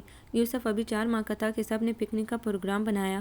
لاہور سے منورہ کی کزن بھی آ گئی تھی اور گھر سے بھی منورہ کے ساتھ کچھ لوگ پکنک میں شریک ہو گئے تھے۔ اماں نے یوسف کو روک لیا تھا، وہ دادی کے پاس رہا اور 8-10 نفوس کا یہ قافلہ اپنے ساتھ کھانے پینے کا وافر سامان لے کر کہکے اور خوشیاں بکھیرتا سی سائڈ روانہ ہو گیا۔ گرمیوں کے دن تھے، ساحل پر بڑا رش تھا، کچھ دیر تو وہ سب ادھر ادھر گھومتے رہے، پھر پلے لینڈ میں کاریں چلائیں، جھولا جھولتے رہے، ہرے بھرے لان میں بیٹھ کر کھایا پیا، ٹھنڈی ٹھنڈی ہوا میں خوب انجوائے کیا، اور پھر انہوں نے سمندر کا رخ کیا۔ دوپہر کا وقت تھا، گرمی کا زور ٹوٹ رہا تھا اور رش بڑھ رہا تھا۔ پہلے تو وہ لوگ چھوٹی چھوٹی لہروں کے درمیان گیلی گیلی ریت کے گولے بنا بنا کر ایک دوسرے پر پھینکتے رہے اور کھیلتے رہے، پھر تھوڑا آگے بڑھے، سمندر کی چھوٹی بڑی موجیں جاگ اڑاتی ہوئی اٹکیلیاں کر رہی تھی۔ لڑکے بہت آگے چلے گئے تھے، خوب ہلا گلا کر رہے تھے، ان کی دیکھا دیکھی لڑکیاں بھی ان کی طرف بڑھنے لگیں۔ الطاف کا ہاتھ پکڑے منورہ بھی بڑی خوش نظر آ رہی تھی۔ حد نگاہ تک پھیلا ہوا جاگ اڑاتا اور شور مچاتا سمندر بڑے جوش میں تھا اور اتنے ہی پرجوش اس میں نہانے والے تھے۔ کمر تک پانی میں کھڑا رہنا منورہ کو بہت اچھا لگ رہا تھا۔ تبھی سمندر کے عقب سے بپھری ہوئی ایک موج اٹھی اور سمندر میں جیسے بھونچال آ گیا۔ بیک وقت لڑکے لڑکیوں کی کئی چیخیں گونجی۔ منورہ گہرے پانی میں گم ہو گئی تھی اور الطاف پاگلوں کی طرح آگے بڑھتا ہوا اسے آوازیں دے رہا تھا۔ کچھ لوگ غوطہ خوروں کو لے آئے، بڑی جدوجہد سے کئی لوگوں کو بچا لیا گیا۔ الطاف بے ہوش کنارے پر پڑا تھا، کچھ لڑکوں کے پیٹ میں پانی بھر گیا تھا، لوگ انہیں سنبھال رہے تھے، مگر منورہ اور اس کی کزن جو لاہور سے آئی تھی وہ ڈوب چکی تھی، جبکہ ایک اور لڑکا غائب تھا۔ شام تک تینوں کی لاشیں نکال لی گئی تھیں۔ کئی گھنٹوں بعد الطاف کو ہوش آیا تو وہ منورہ کو آوازیں دے رہا تھا۔ گھر میں ماتم برپا تھا۔ الطاف مہینوں پاگلوں کی طرح جنگلوں اور ویرانوں میں پھرتا رہا، بہت علاج ہوا، تب کہیں جا کر وہ نارمل ہوا اور اسے منورہ کی موت کا یقین آیا تو ایک دم خاموش ہو گیا۔ کئی دن ہو جاتے، کسی سے بات نہ کرتا، ایک ٹک منورہ کی تصویر دیکھتا رہتا۔ اسے پانی کے نام سے خوف آتا، کبھی کبھی یوسف کو سینے سے لگا کر خوب روتا۔ رفتہ رفتہ اسے صبر آ گیا۔ گھر والوں نے اسے بڑا سمجھایا اور کہا دوسری شادی کر لو، مگر وہ راضی نہیں ہوا۔ اس حادثے کو بھی کافی عرصہ گزر گیا، بیٹا بھی جوان ہو گیا اور الطاف نے اپنے آپ کو کاروبار میں مصروف کر لیا۔ پھپھو چپ ہو گئیں۔ اسد نے دل گرفتار لہجے میں کہا، کمال ہے آج تک مجھے چچی جان کا خیال آیا، نہ ہی کسی نے اتنی تفصیل سے مجھے بتایا۔ منورہ چچی کی تصویر تو میں نے بھی دیکھی تھی، پھپھو واقعی بہت خوبصورت تھیں، لیکن ان کی اس طرح حادثاتی موت کا مجھے بھی علم نہیں تھا۔ بہرحال جس طرح جس کی موت آنی ہوتی ہے وہ آ کر رہتی ہے، وہ تو ٹھیک ہے، مگر تو کب تک یوں ہی پھرتا رہے گا؟ پھپھو جان، جب اللہ صحیح کو منظور ہوگا شادی کر لوں گا کسی سے، بوڑھا ہونے لگوں گا تو اپنی خدمت کے لیے لے آؤں گا کسی کو، کسی بڑھیا کو۔ سارا نے ٹیڑھی نظروں سے اسے دیکھا۔ اسد نے ایک کہکا لگایا، ارے بڑھیا کیوں، جوان سے کروں گا شادی۔ وہ سارا سے لپٹ کر بولا، بیٹا میں چاہتی تھی مرنے سے پہلے میں بھی تیری دلہن دیکھ لیتی۔ نہیں پھپھو، دلہن کیا، ابھی تو آپ کو میری اولادیں کھلانی ہیں۔ بیٹا بس زیادہ جی کر کیا کرنا۔ وہ مسکرا کر اٹھ گئیں۔ ایک دن بے حد اصرار پر فاطمہ بی بی نے روشنی کو مختصر حالات بتا کر کہا، تمہاری ماں تنہا لیکن بہادر تھی، اس کا سارا خاندان قتل ہو گیا تھا، ہم اسے بارڈر سے لے آئے تھے۔ وہ بڑی پیاری تھی مگر اس کی زندگی نے وفا نہ کی اور تمہیں جنم دے کر اللہ کو پیاری ہو گئی۔ واجدہ نے مختصراً اپنے حالات بتا کر کہا تھا کہ اس کی ایک بڑی بہن فاخرہ بیگم کراچی آ چکی ہیں، اگر ان کا کچھ پتہ چل جائے تو تمہیں ان کے حوالے کر دیا جائے۔ اس کے مرنے کے بعد میں نے بہت معلوم کروایا، تمہاری خالہ کا، اخبار میں اشتہار تک دیا، مگر کہیں سے کوئی خبر نہ ملی، نہ کوئی آیا۔ اب تمہارا یہی گھر ہے بیٹا۔ یہ کہہ کر انہوں نے اسے گلے سے لگا لیا۔ مگر اماں، میں ادا دلاور سے شادی نہیں کروں گی، خاندان والے یوں ہی مجھ سے نفرت کرتے ہیں، شادی کے بعد جانے مجھ سے کیا سلوک کریں۔ مجھے تو اماں آپ شہر میں اپنے کسی واقف کار کے گھر بھجوا دیں، پھر ساری دشمنیاں ختم ہو جائیں گی، کسی کو آپ سے کوئی گلہ نہیں ہوگا، سونی دلاور خان کی بیوی بن کر آپ کی خدمت کرے گی، سب خوش رہیں گے۔ نہیں میری جان، تب بھی وہ خوش نہیں رہیں گے۔ سکینہ کی نظر بھائی بھتیجے کی زمین اور جائیداد پر ہے، اس نے تمام زندگی مجھے رلایا ہے، تنگ کیا ہے، اپنے بھائی کو بہکایا ہے، مجھے گھر سے نکلوانے کی سازش کی ہے۔ آج وہ میرے بیٹے پر قبضہ جما رہی ہے، جو کسر رہ گئی ہے وہ اس کی بیٹی آ کر پوری کر دے گی۔ نہیں بیٹی، ہرگز میں ایسا نہیں ہونے دوں گی، نہ ہی تیرا بابا راضی ہے۔ اس کے ساتھ سکینہ نے بڑی بدتمیزی کی زبان چلائی، یہاں تک کہہ دیا کہ میں تیرا نکاح قرآن شریف سے پڑھوا کر تجھے قید کر دوں اور پہرے بٹھا دوں۔ کیا میں پھر بھی اس کی بیٹی لوں گی؟ فاطمہ بی بی کی پلکیں بھیگ گئی۔ اماں یہ قرآن شریف سے کیسے نکاح پڑھایا جاتا ہے؟ کیا ہمارے مذہب میں ایسا حکم آیا ہے؟ روشنی نے حیرت اور معصومیت سے پوچھا۔ ارے نہیں میری جان، یہ ان خود مختار جاگیرداروں و ڈیروں نے اپنے مفاد کی خاطر اپنے الگ قانون بنا لیے ہیں، یہ کبھی رسم ظالم اور جاہل لوگوں میں صدیوں سے رائج ہے۔ اماں مجھے تو ڈر لگنے لگا ہے، آپ تو مجھے شہر میں اپنے کسی واقف کار کے پاس بھیج دیں۔ وہ فاطمہ سے لپٹ گئی۔ شادی کے بعد دلاور کے ساتھ شہر جا کر رہنا میں نے سب انتظام کر دیا ہے، لیکن ابھی کسی کو پتہ نہ چلے۔ رات کو وہ بڑی دیر تک سوچتی رہی، کروٹیں بدلتی رہی کہ اس نے دلاور سے بات کرنے کا سوچا تھا اور یہاں اماں سارا انتظام کیے بیٹھی ہیں۔ یا اللہ میرا کیا بنے گا، کاش میری خالہ اماں کا پتہ چل جاتا۔ ہاشم خان نے شادی کا پورا انتظام کر لیا تھا، گھر والے خاموش تماشائی بنے ہوئے تھے۔ شادی سے 2 دن قبل انہوں نے پوری حویلی کے لوگوں کو بلایا اور ان کے سامنے بری ہوئی بندوق رکھ کر کہا، آج سے 2 دن بعد پتر دلاور کی شادی روشنی سے ہو جائے گی۔ ہمارا یہ فیصلہ آج کا نہیں، 17 سال پہلے کا فیصلہ ہے، اور تم سب لوگ جانتے ہو کہ ہاشم خان نے کبھی نہ کوئی غلط فیصلہ کیا ہے، نہ بدلا ہے۔ اس کے باوجود اگر کسی کو اختلاف ہے تو سامنے آ کر یہ بندوق اٹھائے اور میرے سینے میں تمام گولیاں اتار کر پھر جو جی چاہے کرے۔ پہلے مجھے راستے سے ہٹانا پڑے گا، کیونکہ ہاشم خان نے جھکنا نہیں سیکھا ہے۔ ہاشم خان نے سب کی طرف دیکھا، سب کو سام سونگ گیا تھا، ماحول میں سناٹا چھا گیا تھا۔ بولو، خاموش کیوں ہو؟ میں تمہیں ایک موقع دے رہا ہوں، بڑھو آگے اور اٹھاؤ بندوق۔ کل کوئی فتنہ اٹھنے سے پہلے آج ہی اپنے اپنے ارمان نکال لو۔ سب سے بڑا بیٹا اٹھا، بابا سائیں، ہم سب کو آپ کا فیصلہ قبول ہے۔ ہاں ہاشم خان، تم نے جو فیصلہ کیا ہے ٹھیک ہے۔ پھر چچا نے اٹھ کر کہا، ہاں دلاور پتر، تو کیوں چپ ہے، بول بول، تجھے کوئی اعتراض ہے؟ بابا سائیں، بات خدا کہ آپ ہی ہمارے مالک ہیں، اگر کنویں میں چھلانگ لگانے کا حکم دیں گے تو بھی ہمیں آپ تابعدار پائیں گے۔ دلاور نے کھڑے ہو کر بڑی سنجیدگی سے یہ بات کہی۔ جیتے رہو بیٹا۔ ہاشم خان مطمئن ہو گئے۔ مبارک ہو سائیں، سب نے مبارکباد دی۔ خیر مبارک۔ ہاشم خان کا چہرہ چمک اٹھا، مگر کچھ لوگوں کی آنکھوں سے سخت ناگواری جھلک رہی تھی، خصوصاً زنان خانے میں فاطمہ بی بی، نوکرانیوں اور باندیوں کے علاوہ سب کے چہرے بگڑے ہوئے تھے۔ فاطمہ بی بی کو اچھی طرح اندازہ تھا کہ آج جو لوگ خاموش ہیں کل وہ بارود کی مانند ضرور پھٹیں گے، اور اس سے قبل ہی وہ روشنی اور دلاور کو یہاں سے ہٹا دیں گی۔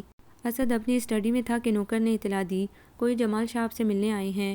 اوہ اچھا، انہیں ڈرائنگ روم میں بٹھاؤ۔ پھر کچھ سوچ کر بولا، سنو انہیں یہاں بھیج دو۔ جی بہت اچھا۔ وہ چلا گیا۔ السلام علیکم سر۔ وعلیکم السلام۔ اسد نے کھڑے ہوتے ہوئے ہاتھ ملایا اور کرسی پر اسے بیٹھنے کا اشارہ کیا۔ خیریت تو ہے؟ جی اسد بابو ایک اہم اطلاع دینے حاضر ہوا تھا۔ اچھا تو پھر جلدی سناؤ۔ اسد نے مسکرا کر اسے دیکھا۔ معتبر ذرائع سے معلوم ہوا ہے کہ دلاور خان کی شادی روشنی سے ہو رہی ہے، اور اسد اپنا پہلو بدل کر رہ گیا۔ کچھ دیر تک وہ بول ہی نہ سکا۔ دلاور خان تو یاروں کا یار تھا، اس سے بحث کرنے کا مطلب اللہ سائیں کو ناراض کرنے کے برابر تھا۔ ٹھیک ہے جمال شاہ، تم اسے ہماری طرف سے مبارکباد دے دینا، میری طبیعت ٹھیک نہیں ہے، اس کا مطلب تخلیہ تھا۔ اچھا سر، اب اجازت، اپنا خیال رکھیے گا۔ اس نے مسکرا کر زمینی بات کہی اور باہر نکل گیا، اور اس کے سامنے پھر وہ چاند چہرہ اور ستارہ آنکھیں آ گئیں جسے وہ تقریباً بھول چکا تھا یا بھول جانا چاہتا تھا۔ بہت سی چیزیں اپنے لیے نہیں ہوتی اور ہم ان کی تمنا کر بیٹھتے ہیں، اور بہت سی مل کر بچھڑ جاتی ہیں۔ زندگی میں کبھی کبھی ایسا بھی ہوتا ہے۔ اسد کا حلقہ احباب بڑا جنگجو اور شکاری تھا، اور وہ اپنی ٹیم کا امیر کارواں تھا۔ اس کے ایک اشارے پر وہ اپنی گردنیں کٹوا دینے پر تیار رہتے تھے۔ ایک دن وہ خاموش پہاڑوں پر بیٹھا بے مقصد ہی تنکے توڑ توڑ کر پھینک رہا تھا کہ جمال شاہ اس کے قریب بیٹھتے ہوئے سرگوشی میں بولا، یار تو اگر کہے تو میں تیرے لیے راستہ صاف کر دوں، یا پھر شادی والی رات میں دلہن کا حجلے عروسی بدل دوں۔ اسد نے گھبرا کر اسے دیکھا اور کھڑے ہو کر سخت لہجے میں کہا، جمال شاہ، تمہیں اتنے عرصے میرے ساتھ رہتے ہوئے ہو گیا، مگر میرے مزاج میری طبیعت کو ابھی تک نہ جان سکے۔ شکار کھیلنے اور جانوروں کو چیرنے پاڑنے کا مطلب یہ تو نہیں ہوتا کہ ہم انسانوں کا شکار کرنے لگیں۔ یاد رکھو، اگر دلاور خان کو خراش بھی آئی یا دلہن اغوا ہوئی تو تم لوگوں کی خیر نہیں۔ جتنا اچھا دوست ہوں تمہارا، اتنا ہی برا دشمن بھی ہوں۔ سمجھ گیا اسد بابو، میں تو آپ کی خاطر یہ رسک لینا چاہتا تھا، آپ کو پسند نہیں نہ صحیح۔ جمال شاہ مسکرایا اور چلا گیا۔ اسد اسے جاتا دیکھتا رہا۔ اس کے دل نے کہا، اسد صاحب، اپنے اپنے حصے کی خوشیاں ہر شخص حاصل کرنا چاہتا ہے، اگر جائز طریقے سے نہ ملیں تو پھر ٹیڑھا راستہ اختیار کرنا پڑتا ہے، یہ اس کی مجبوری ہے۔ میرے اندر جھانک کر دیکھیں، آپ کو ہر جگہ روشنی کی تصویریں آویزاں نظر آئیں گی۔ اس سچائی کو آپ کس طرح جھٹلا سکیں گے؟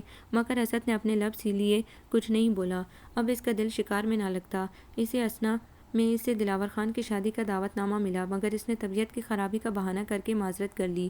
پھر جیسے دنیا پوری الٹ پلٹ ہو گئی، ہر طرف کوہرام مچ گیا۔ کسی نے دلاور خان کو گولی مار دی، اور یہ جان کا خبر سنتے ہی اسد جمال شاہ کا گریبان پکڑ کر خونخوار لہجے میں پوچھنے لگا، سچ بتاؤ، اسے کس نے گولی ماری؟ تم نے؟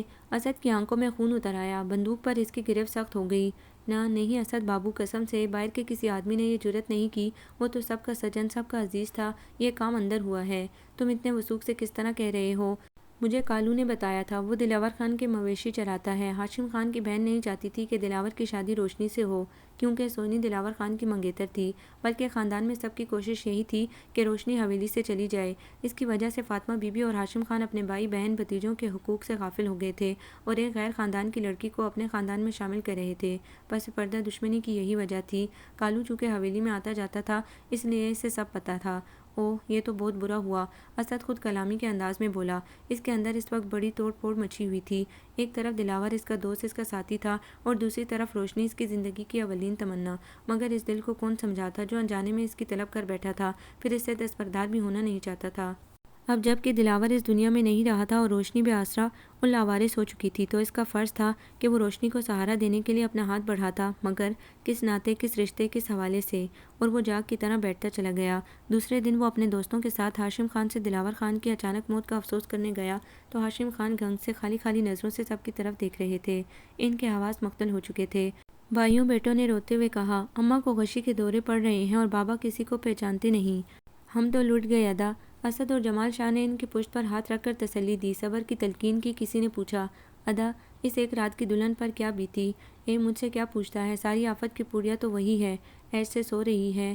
کمدار نے زہر اگلا، اور اسد نے بڑے غور سے اس کی بگڑتی صورت کو دیکھا۔ اس پر غفور چاچا نے اسے جھڑک دیا، جا اپنا کام کر، اس بیچاری کو ہوش کہاں ہے؟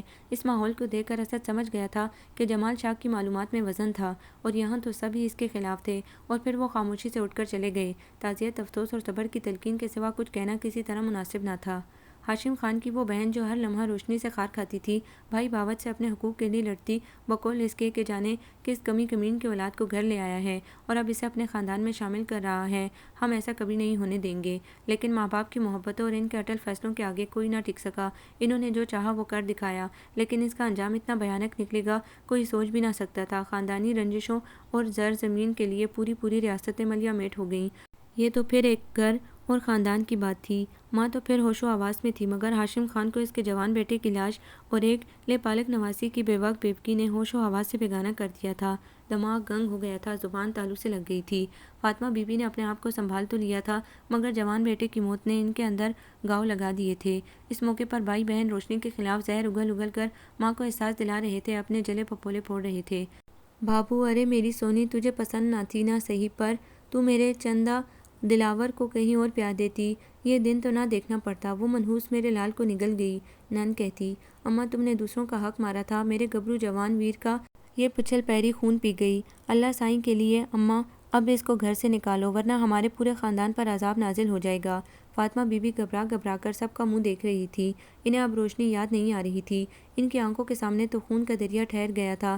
جوان بیٹے کی لاش ان سے قصاص طلب کر رہی تھی، اور وہ سوچ رہی تھی کہ شاید جو ہوا وہ غلط تھا۔ روشنی کے ساتھ اس کا سنجوگ کر کے انہوں نے بیٹے کو کھو دیا تھا۔ شاید قدرت کو یہ ملاپ پسند نہیں تھا۔ ان کے لاڈلے نے دولہا بن کر موت کی دلہن کو گلے لگا لیا تھا۔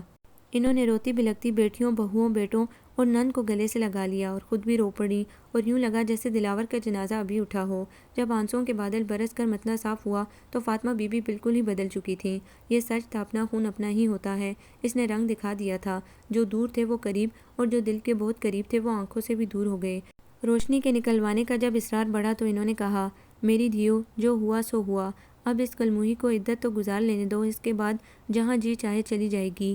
شاید انسانیت اور محبت کی کوئی چنگاری فاطمہ بی بی کے دل میں ابھی باقی تھی، ورنہ محبت اور تڑپ کا یہ عالم تھا کہ مرحومہ واجدہ بیگم کے لکھے ہوئے اس خط کو، جس میں اس نے اپنے یہاں آنے کے مختصر اسباب، ماں باپ، ساس سسر کے نام، شہر کا نام اور اپنی بڑی بہن فاخرہ کے شوہر اور بچوں کے نام تفصیل سے لکھ کر انہیں دیے تھے، واجدہ کی موت کے بعد جب روشنی ان کے گود میں آئی تو وہ ننھی سی جان انہیں اتنی عزیز ہو گئی کہ انہوں نے وہ لفافہ طلب کر ڈالا اور پورے واقعات روشنی سے چھپا لیے، صرف نام بتا دیے، اس ڈر سے کہ کہیں روشنی کو ان سے کوئی نہ چھین لے جائے۔ اور اس کا انہوں نے یہ حل نکالا کہ فوراً اسے اپنے چھوٹے بیٹے دلاور سے منسوب کر دیا، تاکہ اماں کیا سوچ رہی ہو، ہم کیوں اسے عدت گزارنے دیں، جبکہ ہم نے اس کے سنجوگ کو ہی قبول نہیں کیا ہے۔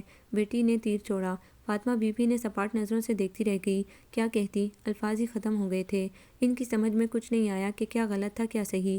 اماں، آخر اسے اتنے بڑے گھر کی مالکن بننے کے خواب دیکھنے کی کچھ تو سزا ملے، وہ کیوں یہاں رہے، ہماری طرف سے جائے جہنم میں، سب نے ایک آواز ہو کر کہا، مگر فاطمہ بی بی گم سم بیٹھی انہیں دیکھے گئی۔ کہیں دور سے آواز آ رہی تھی، اماں ایک بار مجھے پھر وہی لوری سنا دو، پھولوں کی پالکی والی۔ یہ روشنی کی کھنکتی آواز تھی۔ فاطمہ بی بی یوں اٹھی جیسے کسی نے انہیں ہپنوٹائز کر دیا ہو، اور آہستہ آہستہ چلتی ہوئی اپنے کمرے میں جا کر انہوں نے دیوار میں لگی کھونٹی سے لٹکا ہوا پالنا کھولا اور اسے ہاتھ سے صاف کر کے نیچے پیڑھی پر بیٹھ گئیں، اور پالنے کو آہستہ آہستہ ہلاتے ہوئے گنگنانے لگیں، پھولوں کی پالکی میں رانی میری سوئے، آجا ری نندیا تو چپکے سے آجا، تاروں کی چھاؤں میں چندہ میری سوئے، آجا ری نندیا تو چپکے سے آجا۔ اور انہیں یہ بالکل پتہ نہ تھا کہ دروازے سے کتنے چہرے، کتنی آنکھیں انہیں دیکھ رہی تھیں۔ دفعتاً سکینہ نے اندر آ کر پالنا ان کے ہاتھ سے چھینا اور ایک جھٹکے سے اس کی ڈوریاں توڑ کر پالنا باہر کی طرف اچھال کر چھوٹی باوچ سے کہا، لے زینت، اسے باہر گورے کچرے میں ڈال دو، بابو تو پاگل ہو گئی ہے، اب بھی وہی منحوس اس کے اعصاب پر سوار ہے۔ سکینہ نے باوچ کو ہاتھ پکڑ کر اٹھایا اور باہر لے گئی۔ اب اس کا کوئی جلدی انتظام کرنا پڑے گا، وہ بڑبڑاتی ہوئی چلی گئی۔ اور پھر وہی ہوا جس کا ڈر تھا۔ کئی روز گزر گئے، پھر اچانک شور اٹھا، بھاگ گئی، چلی گئی، روشنی گھر سے بھاگ گئی۔ ارے بھلا اسے اور کہاں جانا تھا، اپنے کسی جاننے والے کے ساتھ چلی گئی ہوگی۔ اور پھر زینت نے اپنا سینہ پیٹ پیٹ کر بین کیے، ہائے ہائے میرے ویر کو اس کے اسی کچھ لگتے نے ماری ہوگی گولی، ورنہ وہ اس طرح چھپ چھپاتے کیوں نکل جاتی۔ اور اس دن پہلی بار فاطمہ بی بی نے حیرت سے انہیں دیکھ کر اس بات میں گردن ہلا دی، جس کا مطلب تھا، ہاں شاید تم ٹھیک کہتی ہو، ایسا ہی ہوا ہوگا۔ حویلیوں اور محلوں کے اندر ہونے والی سازشیں وہی لوگ جانتے ہیں جو اس میں شریک ہوں یا ان کے رازدار ہوں۔ سو وہ راز بھی کسی نہ کسی طرح زبانوں پر آ گیا تھا۔ یہ بات الگ تھی کہ اس کا چرچا نہیں ہوا تھا۔ جب سے دلاور کا قتل ہوا تھا اور جمال شاہ سے اس کو معلوم ہوا تھا کہ گھر والوں نے اسے 40واں بھی نہ کرنے دیا اور گھر سے نکال دیا، تب سے اسد کے اندر جیسے زندہ رہنے کی امنگیں سرد پڑ گئی تھیں۔ اس نے بڑا کھوج لگایا کہ آخر روشنی گئی کہاں، آیا اسے اغوا کیا گیا ہے یا مار دی گئی۔ بعد میں اصل بات معلوم ہوئی کہ اسے منحوس اور دلاور خان کا قاتل کہہ کر زبردستی گھر سے نکالا گیا تھا۔ اب وہ کہاں گئی، اب تک پتہ نہ چل سکا۔ اسد کے آدمی اسے تلاش کر رہے تھے۔ اس حادثے کو 1 سال ہو گیا تھا۔ تب سے اسد نے ہاتھ میں بندوق نہ اٹھائی تھی، نہ شکار گاہ کی طرف گیا تھا، بلکہ ان راستوں پر بھی اس کے قدم نہ اٹھے تھے جہاں وہ اور دلاور خان اپنے ساتھیوں سے ملتے اور خوش گپیاں کرتے تھے۔ اور وہیں پر اس نے ایک دن روشنی کو لڑکیوں کے جھرمٹ میں دیکھا تھا، جیسے تاروں کے بیچ چندرما اس کے دل میں خوشگوار سی ہلچل مچا کر پھر ایسی نظروں سے اوجھل ہوئی کہ آج تک نگاہیں بھٹک رہی تھیں۔ پھر جمال شاہ نے اسد کو بتایا کہ اس کا نام روشنی ہے، اور اسد مسکرا دیا۔ یقیناً اس کا یہی نام ہونا چاہیے تھا۔ اس کے چہرے پر کتنی روشنی اور آنکھوں میں کتنی چمک تھی، اور وہ ہاشم خان کی منہ بولی بیٹی ہے، ان کے اپنے خاندان کی نہیں ہے، اسے انہوں نے پالا ہے۔ یہ بات بھی جمال شاہ نے بتائی، اور پھر ایک اور انکشاف نے اسد کے 14 طبق روشن کر دیے تھے، یہ کہ روشنی دلاور خان کی منگیتر ہے، اور خاندان کی نہ ہونے کی وجہ سے ماں باپ کے علاوہ کوئی بھی اس کے ساتھ شادی پر رضامند نہیں۔ آج جمال شاہ نے کوئی قرض اپنے اوپر نہ رکھا تھا، سب بے باک کر دیے تھے اسد پر انکشافات کی بوچھاڑ کر کے۔ یار یہ کیا کہہ دیا تم نے، میری جان ہی نکال لی۔ کیا دلاور خان ایسا چاہتا تھا؟ نہیں اسد بابو، دلاور پر تو ہاشم خان اور چودھرانی کا دباؤ تھا۔ اور روشنی ان کے گھر ایک لے پالک کی حیثیت رکھتی ہے، جس کی مرحومہ ماں کو وڈیرا سائیں اور چودھرانی نے بیٹی بنایا تھا۔ پاکستان بننے کے وقت اس کا پورا خاندان بلوائیوں کے ہاتھوں قتل ہو گیا تھا، اور وہ اسے گھر لے آئے۔ پھر وہ روشنی کو جنم دے کر مر گئی، تب سے روشنی ان کی ذمہ داری بن گئی تھی۔ اسے اولاد کی طرح پالا، جوان ہوئی تو چھوٹے بیٹے کے ساتھ منسوب کر دیا، مگر خاندان بھر میں پھوٹ پڑ گئی۔ ماموں اور چاچا کی وہ بیٹیاں جن سے دلاور کی شادی ہو سکتی تھی، ان کے والدین نے روشنی کے خلاف اعلان جنگ کر دیا، مگر فاطمہ بی بی اور ہاشم خان اپنے مورچے پر ڈٹے رہے۔ انہوں نے کسی کی نہیں سنی، اور اپنے اختیار سے کام لے کر دلاور کی شادی روشنی سے کر دی، اور پھر اس کا انجام سب نے دیکھ لیا کہ وہ شاخ ہی ظالموں نے کاٹ دی جس پر آشیانے کی بے کو بنیاد ڈالی گئی تھی۔ مگر تمہیں یہ ساری باتیں کیسے معلوم ہوئیں؟ اسد نے حیران ہو کر پوچھا۔ وڈیرے سائیں کے کمدار سے، وہ میرا سجن ہے، اچھا اور مخلص آدمی ہے۔ پھر اسے یہ بھی معلوم ہوگا کہ روشنی کہاں گئی۔ یہ کام بڑے خفیہ طور پر کیا گیا تھا، کسی کو کانوں کان خبر نہ ہوئی۔ یہ بھی ہو سکتا ہے کہ روشنی نے اندھیروں میں پناہ لے لی ہو، یا اسے رستے سے ہٹا دیا گیا ہو۔ اسد کام گیا؟ نہیں جمال، یہ نہیں ہو سکتا، ایسا نہیں ہوا ہوگا۔ جمال کو فوراً ہی اپنی غلطی کا احساس ہو گیا۔ اس نے جلدی سے زمین پر بیٹھ کر اسد کے دونوں گھٹنوں پر ہاتھ رکھ دیا۔ ہاں اسد بابو، یقیناً ایسا نہیں ہوا ہوگا، میری زبان سے نکل گیا، معافی چاہتا ہوں۔ اس نے دونوں ہاتھ جوڑ دیے۔ تم نے تو میری جان ہی نکال لی تھی جمال شاہ۔ ایک آس پر ہی تو آتی جاتی سانسوں کا دار و مدار ہوتا ہے۔ یہی آس تو مجھے توانائی بخشتی ہے، امیدوں کو مہمیز کرتی ہے کہ وہ زندہ ہے، ایک دن ضرور آئے گی۔ آمین۔ جمال شاہ مسکرایا۔ اچھا یہ بتاؤ وہ لوگ کیوں آئے ہیں، انہیں کون لایا ہے؟ اسد کا اشارہ باہر بیٹھے اپنے ساتھیوں کی طرف تھا۔ ارے سرکار، انہوں نے مہینوں پہلے سے میرا دماغ کھانا شروع کر دیا تھا کہ صاحب سے کہہ کر شکار کا پروگرام بناؤ، اور آج وہ خود ہی بنفس نفیس چل کر آ گئے ہیں۔ ٹھیک ہے، انہیں بلا لو۔ اسد نے مسکرا کر اجازت دے دی۔ پھر 2-3 جوان اور ایک معمر شخص اسد کے سامنے آ کر کھڑے ہو گئے۔ ان کے ہاتھوں میں بندوقیں اور بدن پر شکاری لباس تھا۔ وہ بڑے چاق و چوبند نظر آ رہے تھے۔ السلام علیکم اسد بابو، کیسے مزاج ہیں؟ وہ احتراماً کھڑا ہو گیا اور سب سے ہاتھ ملاتے ہوئے مسکرایا۔ وعلیکم السلام، الحمدللہ میں ٹھیک ہوں، آپ کیسے ہیں؟ اللہ سائیں کا کرم ہے، سب نے ایک زبان ہو کر کہا۔ تشریف رکھیں، اور انکل آپ فرمائیں، سنا تھا آپ گھوڑے سے گر گئے تھے، چوٹ تو نہیں آئی؟ اسد کی بات پر افسر خان نے مسکرا کر کہا، ارے بیٹا بہادر کبھی کبھی موڈ میں آ کر دولتیاں مارنے لگتے ہیں، وہ اس کی چھوٹی سی شرارت تھی۔ انہوں نے کہکا لگایا اور سب ہنسنے لگے۔ پھر افسر خان بولے، میں سمجھ رہا تھا کہ تمہاری بندوقوں پر زنگ لگ گیا اور وہ آرام کر رہی ہیں۔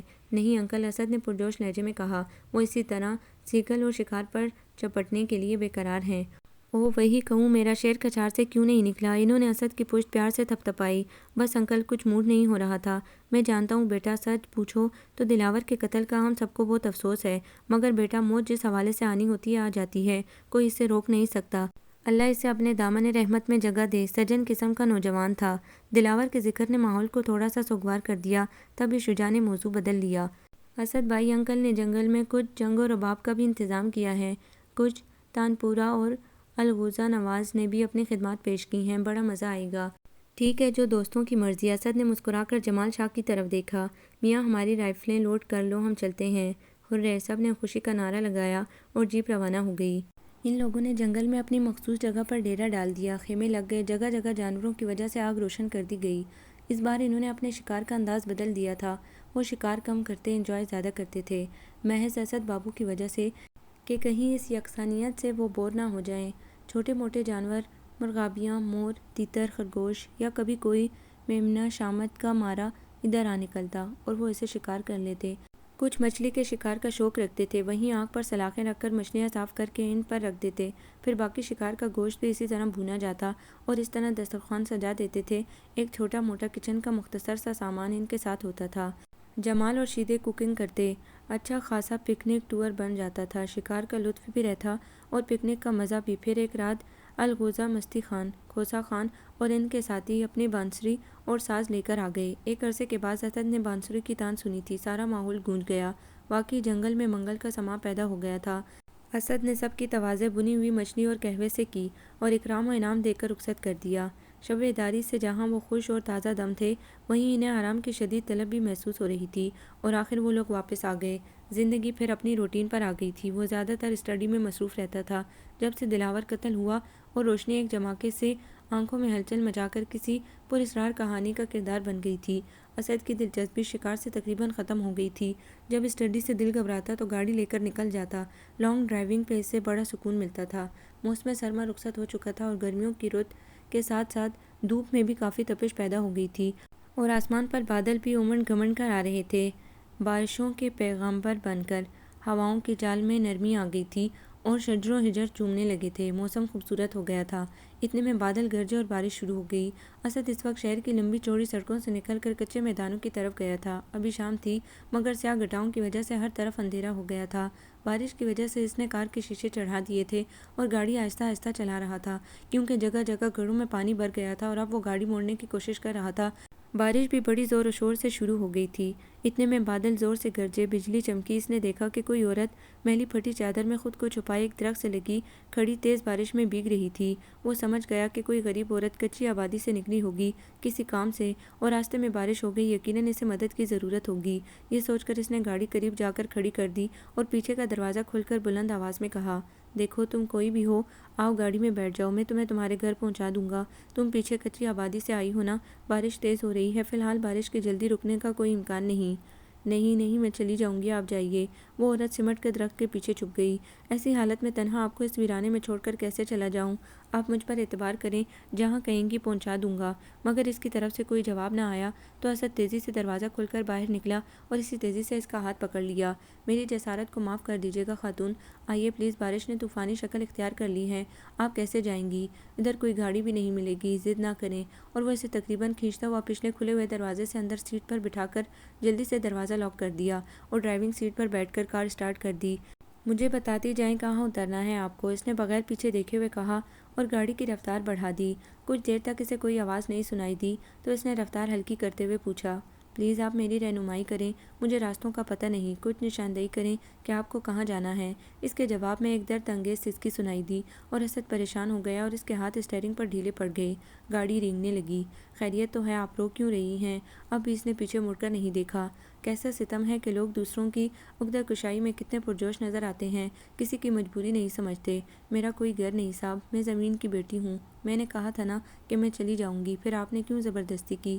بس مجھے یہیں اتار دیجیے۔ وہ مسلسل روئے جا رہی تھی۔ اسد کا ضبط جواب دے گیا۔ اس کی آواز نے اسے چونکا دیا تھا۔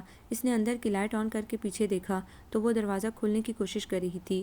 اسد نے اپنا ہاتھ دروازے پر رکھ دیا۔ لڑکی نے سر اٹھایا تو نگاہ اسد کی نظروں سے ٹکرائی۔ وہ گنگ سا ہو کر رہ گیا۔ روشنی تم؟ سرگوشی اونچی ہوئی تو وہ تڑپ کر بولی، نہیں، میرا نام روشنی نہیں، تیرا بختی ہے، آپ کو غلط فہمی ہوئی ہے، پلیز گاڑی روکیں ورنہ چیخ چیخ کر آسمان سر پر اٹھا لوں گی۔ فی الحال تو طوفان ہمارے سروں پر سے گزر رہا ہے، چیخنے چلانے سے کوئی فائدہ نہیں، آپ میرے ساتھ چلیں، میں شریف آدمی ہوں، آپ کو کوئی نقصان نہیں پہنچے گا۔ میرے گھر ماں، بہن، بھائی، بھاوج، بچے سب ہیں، بھرا ہوا خاندان ہے، رات آرام کر کے صبح جہاں کہیں گی میں پہنچا دوں گا، پھر آپ اتنا کیوں گھبرا رہی ہیں؟ اس نے گاڑی چلا دی۔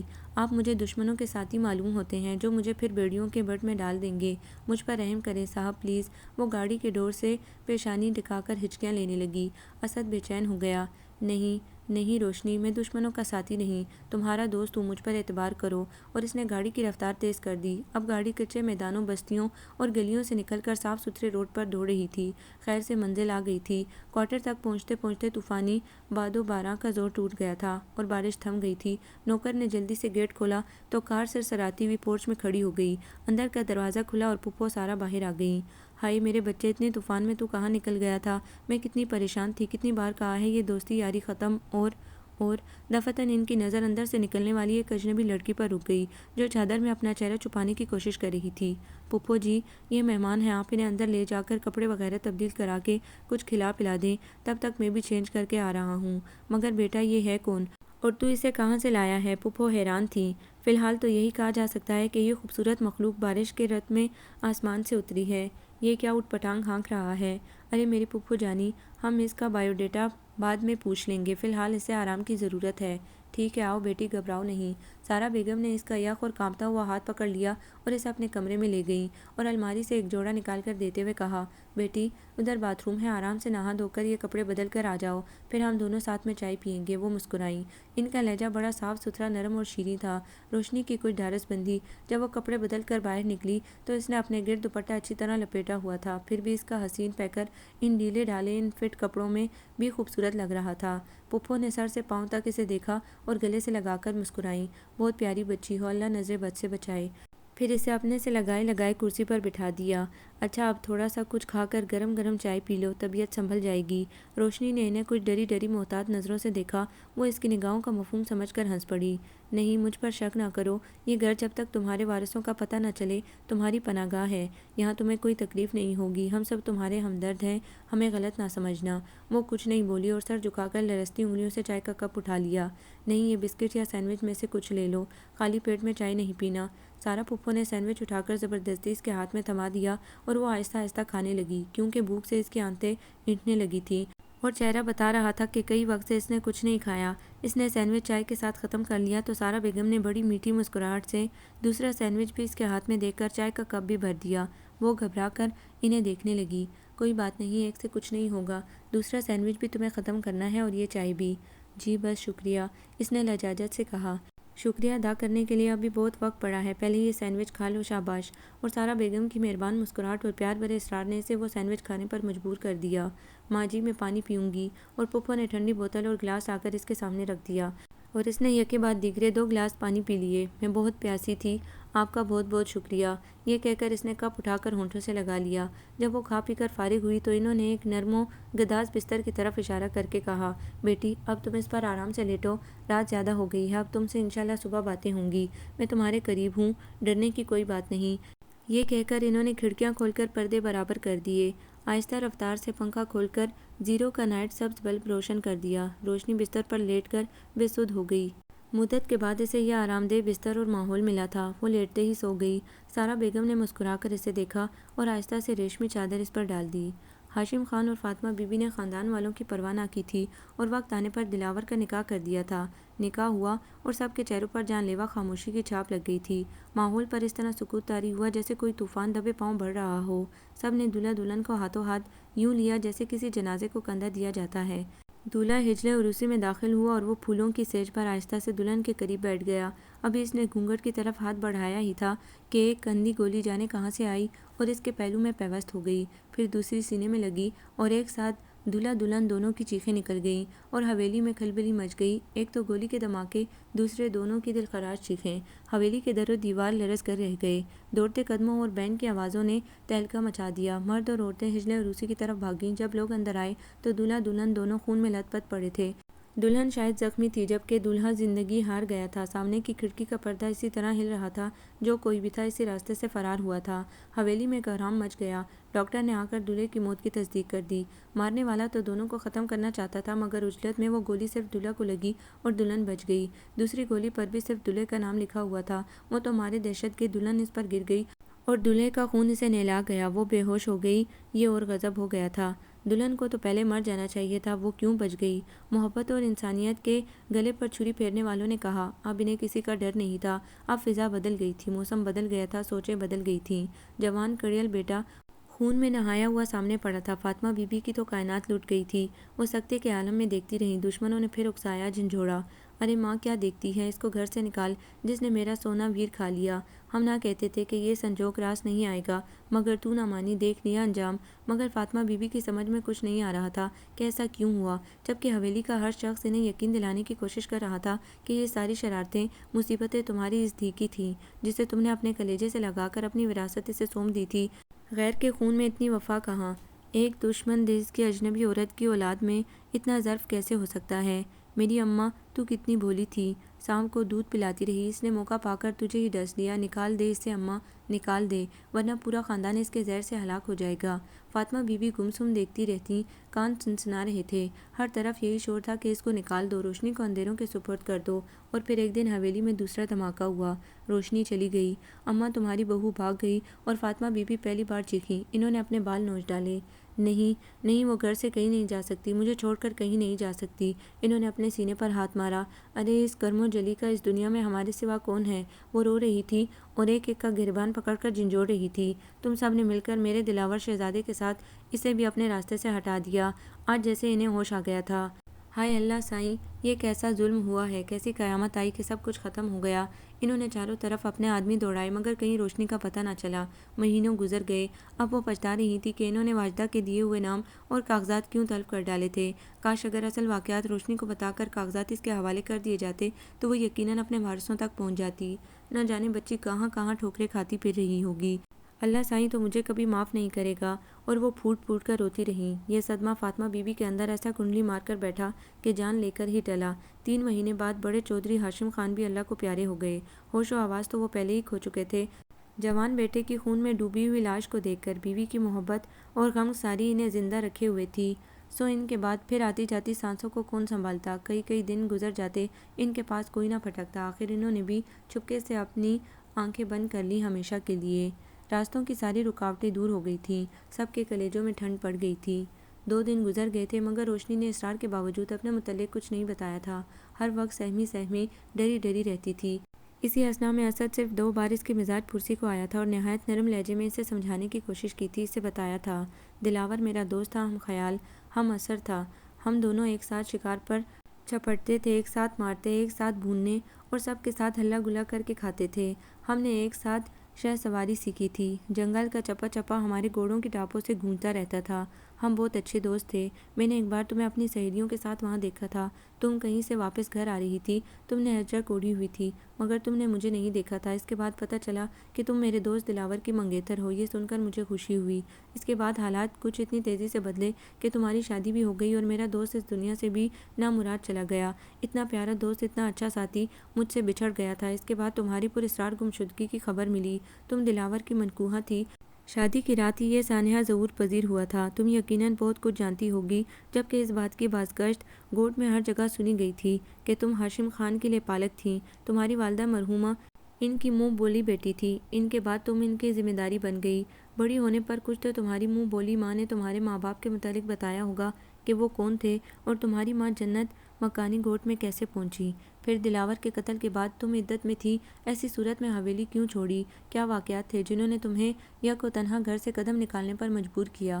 اس سانحے کے بعد چودھرائن کا رویہ تم سے کیسا تھا؟ اگر تم پر کوئی دباؤ تھا تو تم انہیں مطلع کر سکتی تھی۔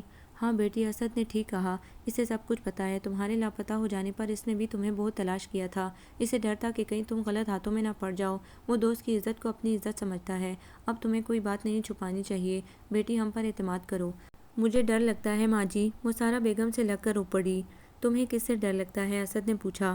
گوٹ والوں سے۔ اگر انہیں معلوم ہو جائے کہ میں یہاں ہوں تو جانے کیا ہو، بڑے ظالم ہیں وہ لوگ، آپ کو بھی نہیں چھوڑیں گے۔ وہ اپنے آنسو پونچھنے لگی۔ اسد زور سے ہنس پڑا۔ تم اس کی فکر نہ کرو، ان کا تو وہم و خیال بھی یہاں تک نہیں پہنچ سکتا، نہ انہیں تمہاری طرف سے کوئی خطرہ لاحق ہے۔ ان کے راستوں کی تمام رکاوٹیں دور ہو گئی ہیں۔ ہاشم خان تو جوان بیٹے کی لاش دیکھ کر ہی اپنے ہوش و آواز کھو بیٹھے تھے۔ رہ گئی چودھرائن، تو انہیں تمہاری اچانک گمشدگی اور جدائی نے مار دیا۔ دونوں آگے پیچھے اس دنیا کو چھوڑ گئے۔ اب میدان صاف ہے، انہیں تم سے کیا غرض، کیا واسطہ؟ کیا کہا؟ اماں اور بابا بھی چلے گئے مجھے چھوڑ کر، اب میرا اس دنیا میں کوئی نہیں ہے۔ روشنی ایک دم رو پڑی۔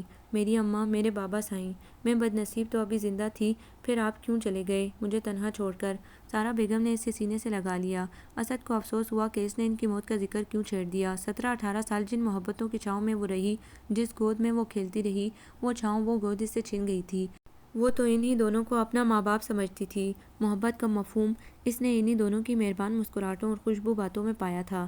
اب وہ نہیں تھے تو ان کا پیار، ان کی محبتیں یاد آ رہی تھی۔ اسد اپنی جگہ شرمسار تھا، سارا اسے تسلی دے رہی تھی، صبر کی تلقین کر رہی تھی۔ ان کے لیے مغفرت کی دعا کرو بیٹی، اللہ انہیں جنت الفردوس میں جگہ دے، آمین۔ پھر کئی دن گزر گئے۔ ایک دن وہ آ کر سارا بیگم کے کندھے سے لگ کر بولی، ماں جی اب یہ بوجھ مجھ سے اٹھائی نہیں اٹھ رہا، میں سب کچھ کہہ دینا چاہتی ہوں، اب آگے کچھ بھی ہو چاہے آپ لوگ مجھے ان کے حوالے کر دیں اور وہ ظالم مجھے تڑپا تڑپا کر مار ڈالیں، اچھا ہے قصہ ہی ختم ہو جائے، نہ اماں رہی نہ بابا، پھر یہ زندگی میں لے کر کیا کروں گی؟ کیا دیا ہے مجھے زندگی نے سوائے دکھ اور رسوائیوں کے؟ روشنی سسک پڑی۔ نہیں میری جان، مایوسی کی باتیں نہیں کرتے ہم جو ہیں تمہارے، کسی کی کیا مجال جو تمہاری طرف ٹیڑھی نظر سے بھی دیکھے، اچھا ہے تم سب کچھ بتا کر ہلکی ہو جاؤ گی، ہم پر اعتماد کر کے تو دیکھو تمہیں کتنا سکون ملتا ہے۔ اور وہ پیچھے جو زندگی گزار آئی تھی اس کا لمحہ لمحہ مجسم ہو گیا، پردہ سیمی کی طرح ہر منظر اس کے سامنے آتا گیا۔ میں نہیں جانتی کہ میری ماں کون تھی اور ان سے اماں کا کیا رشتہ تھا، اس نے کہنا شروع کیا، اور پھر اس نے تمام باتیں من و ان بتا دیں۔ حالانکہ میں بالکل نہیں چاہتی تھی کہ میری شادی دلاور خان سے ہو، میری کسی قسم کی جذباتی وابستگی دلاور خان سے نہیں تھی، میں یہ بھی سمجھتی تھی کہ میں کبھی ان میں مکس اپ نہیں ہو سکتی، مزاج و اطوار اور طبقاتی سوچ اور اختلافات کا مقابلہ میرے بس میں نہیں تھا، مگر اماں اور بابا پتہ نہیں محبتوں اور تصورات کی کس بلندی پر کھڑے تھے، اعتماد و یقین کے جذبوں سے سرشار۔ انہوں نے اپنی تعلیم اور روشن خیالی کے حوالے سے اپنے معاشرے کی اصلاح کا بیڑا تو اٹھا لیا تھا، مگر یہ نہیں سوچا کہ برسوں کے زنگ آلود ذہنوں کو سیکل کرنے کے لیے بڑی سوچ بچار، پیار، نرمی اور وقت کی بہت ضرورت ہوتی ہے۔ مگر انہوں نے ایسا کر کے باور کر لیا تھا کہ ہم نے جو چاہا، جو کہا، جو کیا سب درست ہے، مگر کچھ بھی درست نہیں تھا۔ انہوں نے اپنے اعلیٰ اختیار کو استعمال کر کے بیٹے کی شادی تو کر دی، پھر زمانے نے دیکھا کہ ایک رات کی دلہن جسے مارنے کی کوشش کی گئی تھی مگر جس سے اللہ رکھے وہ بچ گئی، اور جسے جانا تھا وہ چلا گیا، اور مجھے ہجلِ عروسی سے نکال کر اندھیری کوٹری میں دھکیل دیا گیا۔ کتنے ہی دن ہوش و بے ہوشی کے عالم میں رہی، جب ہوش آتا تو پانی مانگتی تو مجھ پر تشدد کیا جاتا، نہ اماں کو میری خبر تھی نہ مجھے ان کی، کئی دن مجھے بھوکا رکھا گیا، پاؤں میں زنجیریں ڈال دی گئیں، بار بار مجھ سے کہا جاتا کہ دلاور کے قتل کا اقرار کر لو، کہہ دو تم نے دلاور خان کو قتل کیا ہے، تم اس کی قاتل ہو، یہ بیان لکھوا دو تو ہم تمہیں چھوڑ دیں گے، مگر میں خاموش رہی، مجھ پر ان لوگوں نے ظلم کی انتہا کر دی تھی، دن بھر بھوکی پیاسی زمین پر بچھی ہوئی ایک چٹائی پر سر ڈالے پڑی رہتی تھی، معلوم نہیں اس کال کوٹری میں پڑے ہوئے مجھے کتنا عرصہ گزر گیا، وقت جیسے ٹھہر گیا تھا، پھر ایک رات جانے کس طرح ماسی نورہ روشنی کی کرن اور زندگی کی امید بن کر کوٹری میں آ گئی، اس نے مجھے گود میں اٹھا کر پانی پلایا اور بڑی سی سیاہ چادر میں چھپا کر باہر نکال لائی، اسے کچھ پوچھنے کا یارہ نہ تھا، اس نے مجھے ایک گاڑی میں بٹھا کر ایک تھیلی پکڑا دی جس میں کچھ پیسے اور کچھ کھانے پینے کی چیزیں تھیں، اور میرا سر سینے سے لگا کر کہا، چھوٹی سرکار مجھے معاف کر دینا، ایسا کہتے وقت وہ رو پڑی، یہ گاڑی تمہیں گوٹ کے باہر چھوڑ دے گی، اب آگے تمہارا مقدر اور میری دعائیں، اور میں پتھرائی ہوئی آنکھوں سے اس کو دیکھتی رہی، گاڑی چل دی، میں اس سے کچھ بھی نہ پوچھ سکی، نہ اماں کے متعلق، نہ بابا کے، نہ ہی اس کا شکریہ ادا کر سکی، میرے پاس الفاظ ہی ختم ہو گئے تھے، کیا کہتی، روشنی کی سسکیاں نکل گئیں، سارا بیگم نے اسے پانی پلایا، آنسو پہنچے، اسد کونے میں ایک کرسی پر خاموش بیٹھا سگریٹ پھونک رہا تھا، روشنی پر گزرنے والا ایک ایک لمحہ اسے اضطراب میں مبتلا کر رہا تھا، روشنی نے ایک بار پھر خود کو سنبھالا اور بولی، 12 مہینے 365 دن اور 1 سال کا یہ سفر میں نے پا پیادہ تپتی ہوئی کانٹوں کی رہ گزر میں بھاگتے گرتے سنبھلتے ہوئے طے کیا تھا، اپنی عزت کی حفاظت کے لیے کہیں نوکرانی بنی، کسی کے جھوٹے برتن اور میلے کپڑے دھوئے، پھر مالکوں کی میلی نظروں سے چھپ کر بھاگی تو کاغذ چننے والی عورتوں کی ٹولی میں شامل ہو گئی، جو کماتی سب انہیں دے دیتی، صرف 2 وقت کی روٹی اور سر چھپانے کے عوض، وہاں بھی بھولواسوں نے رہنے نہیں دیا، محنت مزدوری کر کے دیکھ لیا تھا، دارالامان کے متعلق مجھے کچھ معلوم نہیں تھا، کسی سے اگر کہتی تو وہ خود مجھے امان دینے کے لیے تیار ہو جاتا اور پھر بے امان کر کے سڑکوں پر مرنے کے لیے چھوڑ دیتا، اس دن میں ایک کونے میں بیٹھ کر بہت روئی اور سوچ لیا کہ اب خودکشی کے سوا کوئی چارہ نہیں، میں بے عزت ہو کر جینا نہیں چاہتی تھی، مگر کچھ سمجھ میں نہیں آیا، بارش کے دن تھے، میں کچی آبادی سے ہوتی ہوئی ندی کے کنارے کنارے چلنے لگی، بارش تیز ہو گئی تھی، کئی وقت سے کچھ کھایا نہیں تھا، میرے کپڑے بھی گندے اور میلے ہو رہے تھے، میں ایک درخت کے نیچے کھڑی ہو کر رونے لگی اور تھر تھر کانپنے لگی، مجھے ڈر بھی لگ رہا تھا اور فکر بھی کھائے جا رہی تھی کہ اب میں کہاں جاؤں، کہاں رہوں گی، کیا کروں گی، یہ خیال دل کو کاٹنے لگا تھا کہ شاید اللہ تعالیٰ کو میری بے بسی پر رحم آ گیا اور اسد بابو کو فرشتہ بنا کر بھیج دیا، میں آپ کی پناہ میں آ گئی، ماں جی یہ تھی میری روداد غم، آپ سے التجا ہے کہ کسی کو خبر نہ ہو میں یہاں آپ کے گھر ہوں، ورنہ وہ ظالم لوگ پورے گھر کو مسمار کر دیں گے، وہ پھر رونے لگی، ارے بیٹی تم بالکل فکر مت کرو، اب ان سے ہمارا کوئی تعلق ہے نہ واسطہ، تم نے میری بچی واقعی بڑے دکھ اٹھائے ہیں، اب انشاءاللہ سکھ ہی سکھ ملیں گے تمہیں، مگر بیٹی تمہیں چودھرائن نے تمہارے والدین کے نام تو بتائے ہوں گے اور یہ کہ وہ کس شہر کے رہنے والے تھے؟ ماں جی صرف نام سے کیا ہوتا ہے، وہ داس ہو گئی، بہت کچھ ہوتا ہے بیٹے، شاید ناموں سے کوئی سراغ مل جائے، اماں نے صرف میرے نانا، میرے والد اور والدہ کے نام بتائے تھے۔ کیا نام بتائے تھے؟ میری امی کا نام واجدہ بیگم تھا اور والد کا نام امجد، جبکہ اماں نے کہا تھا کہ میری امی میرے نانا کو بہت یاد کرتی تھیں۔ ان کا نام شیخ رشید تھا اور وہ بلند شہر کے رہنے والے تھے۔ اس کے آگے اماں نے کچھ نہیں بتایا اور سارا بیگم حیرت اور خوشی کے ملے جلے جذبات سے اس کی طرف دیکھنے لگی۔ تم واجدہ بیگم کی بیٹی ہو؟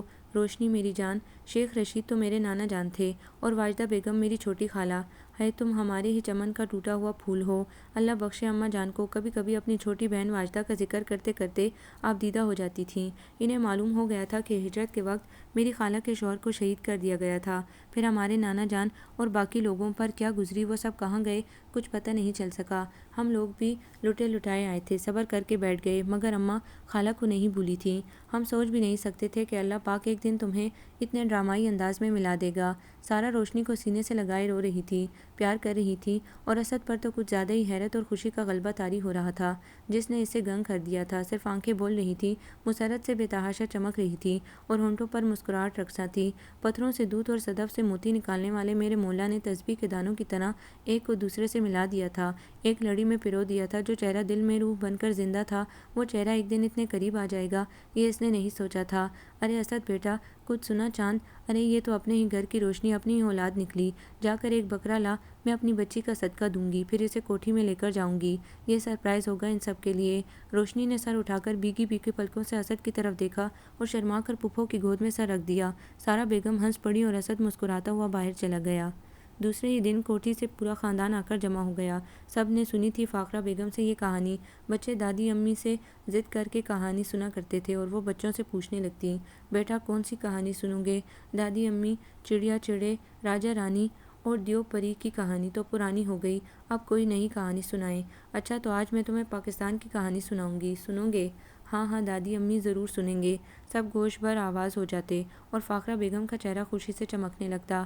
ہائے پاکستان، میرے پاکستان، تجھ پر لاکھوں قربان ہو گئے۔ پھر وہ بڑے لہک لہک کر پاکستان بننے کی مختصراً کہانی سنا کر ہجرت پر آ کر رک جاتیں۔ دادی امی، آپ پاکستان کیسے پہنچیں؟ بیٹا، خون کا دریا، آگ کا صحرا عبور کر کے یہاں تک پہنچے تھے، جانے کیسے کیسے پیاروں نے سفر میں ہمارا ساتھ چھوڑا۔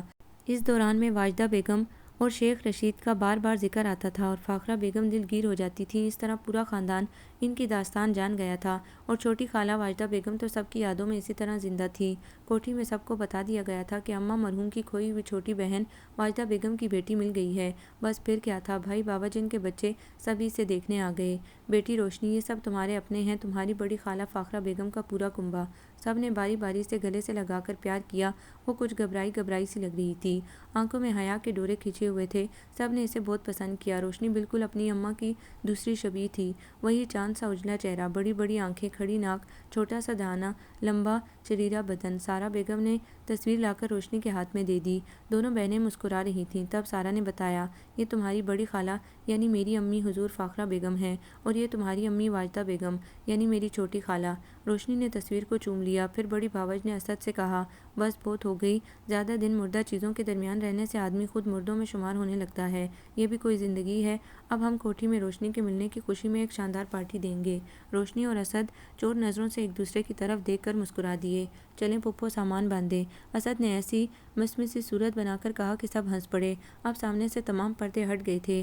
روشنی سرابوں اور حبابوں سے نکل آئی تھی اور اس کے دل نے اعتراف کر لیا تھا کہ یہی اس کے وارث ہیں، اس کی ماں اور خالہ بیگم کے کنبے والے۔ وہ اپنی اصل منزل پر پہنچ چکی تھی اور وہ اسد کو اپنا نجات دہندہ سمجھ رہی تھی۔ سارا بیگم کو دیکھتی تو اس کے کانوں میں فاطمہ بی بی کی لوری کے بول امرت ٹپکانے لگتے تھے اور وہ آنکھیں بند کر کے اس منظر میں کھو جاتی تھی۔ 4-5 سال کی ہو گئی تھی تب تک وہ ان سے لوری سننے کی ضد کرتی تھی۔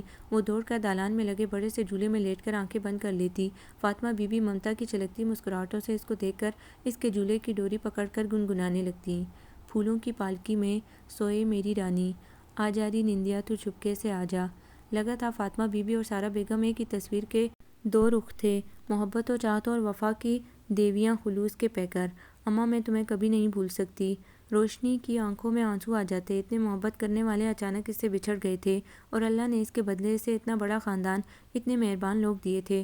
وہ بہت خوش تھی، اس جنت کا تو وہ تصور بھی نہیں کر سکتی تھی جو قدرت نے اسے اتنے دکھوں، مظالم اور زیادتیوں کے بعد بخشی تھی۔ پھر سارا بیگم نے وہ کوارٹر گھر کے پرانے ملازم چشتی بابا اور ان کے بال بچوں کے حوالے کیا اور اسد کو لے کر کوٹھی میں منتقل ہو گئی۔ بڑے بھائی باورچ روشنی کو پہلے ہی اپنے ساتھ لے گئے تھے۔ سب کے مشورے سے اب وہ پارٹی جشن شادی میں تبدیل ہو گئی تھی۔ 15 دن قبل روشنی کو مایوں بٹھا دیا گیا تھا اور اس کے کومل سے بدن پر پھولوں کا اپٹن روز لڑکیاں ملتیں، پھر ڈیک پر کوئی نغمہ لگا دیتی، کوئی اس کے سرتال پر ڈانس شروع کر دیتی، تالیوں اور قہقہوں کے ترنم میں ایک سما سا بن جاتا۔ روشنی دونوں ہاتھوں سے اپنا چہرہ چھپا لیتی، مگر کسی نے اسے نہیں بخشا۔ سب کا خیال تھا کہ مسلسل صحرا نوردی بے آرامی، سردی، گرمی اور پریشانی نے اس کا رنگ سانولا دیا تھا۔ وہ کمزور ہو گئی تھی، اسی لیے اچھی طرح اس کا خیال رکھا جاتا۔ وہ پہلے سے زیادہ نکھر گئی تھی اور دلہن بن کر تو وہ بہت ہی حسین لگ رہی تھی، اتنی پیاری، اتنی حسین کہ سارا اور بڑی باوجیں بار بار آ کر اس کی بلائیں لے رہی تھیں اور وہ شرما کر سر جھکا لیتی تھی۔ شادی کا اہتمام بڑے زور و شور سے ہو رہا تھا۔ پھپھو سارا بڑھ چڑھ کر حصہ لے رہی تھی۔ یہ شادی حسن علی کے بیٹے کی نہیں بلکہ سارا کے بیٹے کی شادی تھی۔ آج خدا نے یہ دن دکھایا تھا۔ سارا بیگم صدقے واری جا رہی تھیں۔ اسد کے سارے دوست مدعو تھے۔ جمال شاہ نے اپنے دوست اسد علی کا سہرا گایا تھا۔ ہر طرف سے مبارکبادیوں کا شور تھا۔ برسوں بعد اللہ نے پھر اس خاندان کو اتنی بڑی خوشی دکھائی تھی۔ اسد خدا کی سطح پر جتنے سجدے کرتا کم تھا۔ اس نے ہجلے عروسی میں قدم رکھا تو پھولوں کی خوشبو نے اس کا خیر مقدم کیا۔ وہ مسحور سا زرتار آنچل میں چہرہ چھپائے روشنی کو دیکھ رہا تھا، پھر آہستگی سے اس کے قریب بیٹھ کر گھونگھٹ الٹ دیا۔ روشنی کی پلکیں لرزیں، ہونٹوں پر حیا آمیز تبسم چمکا اور سر کچھ اور جھک گیا۔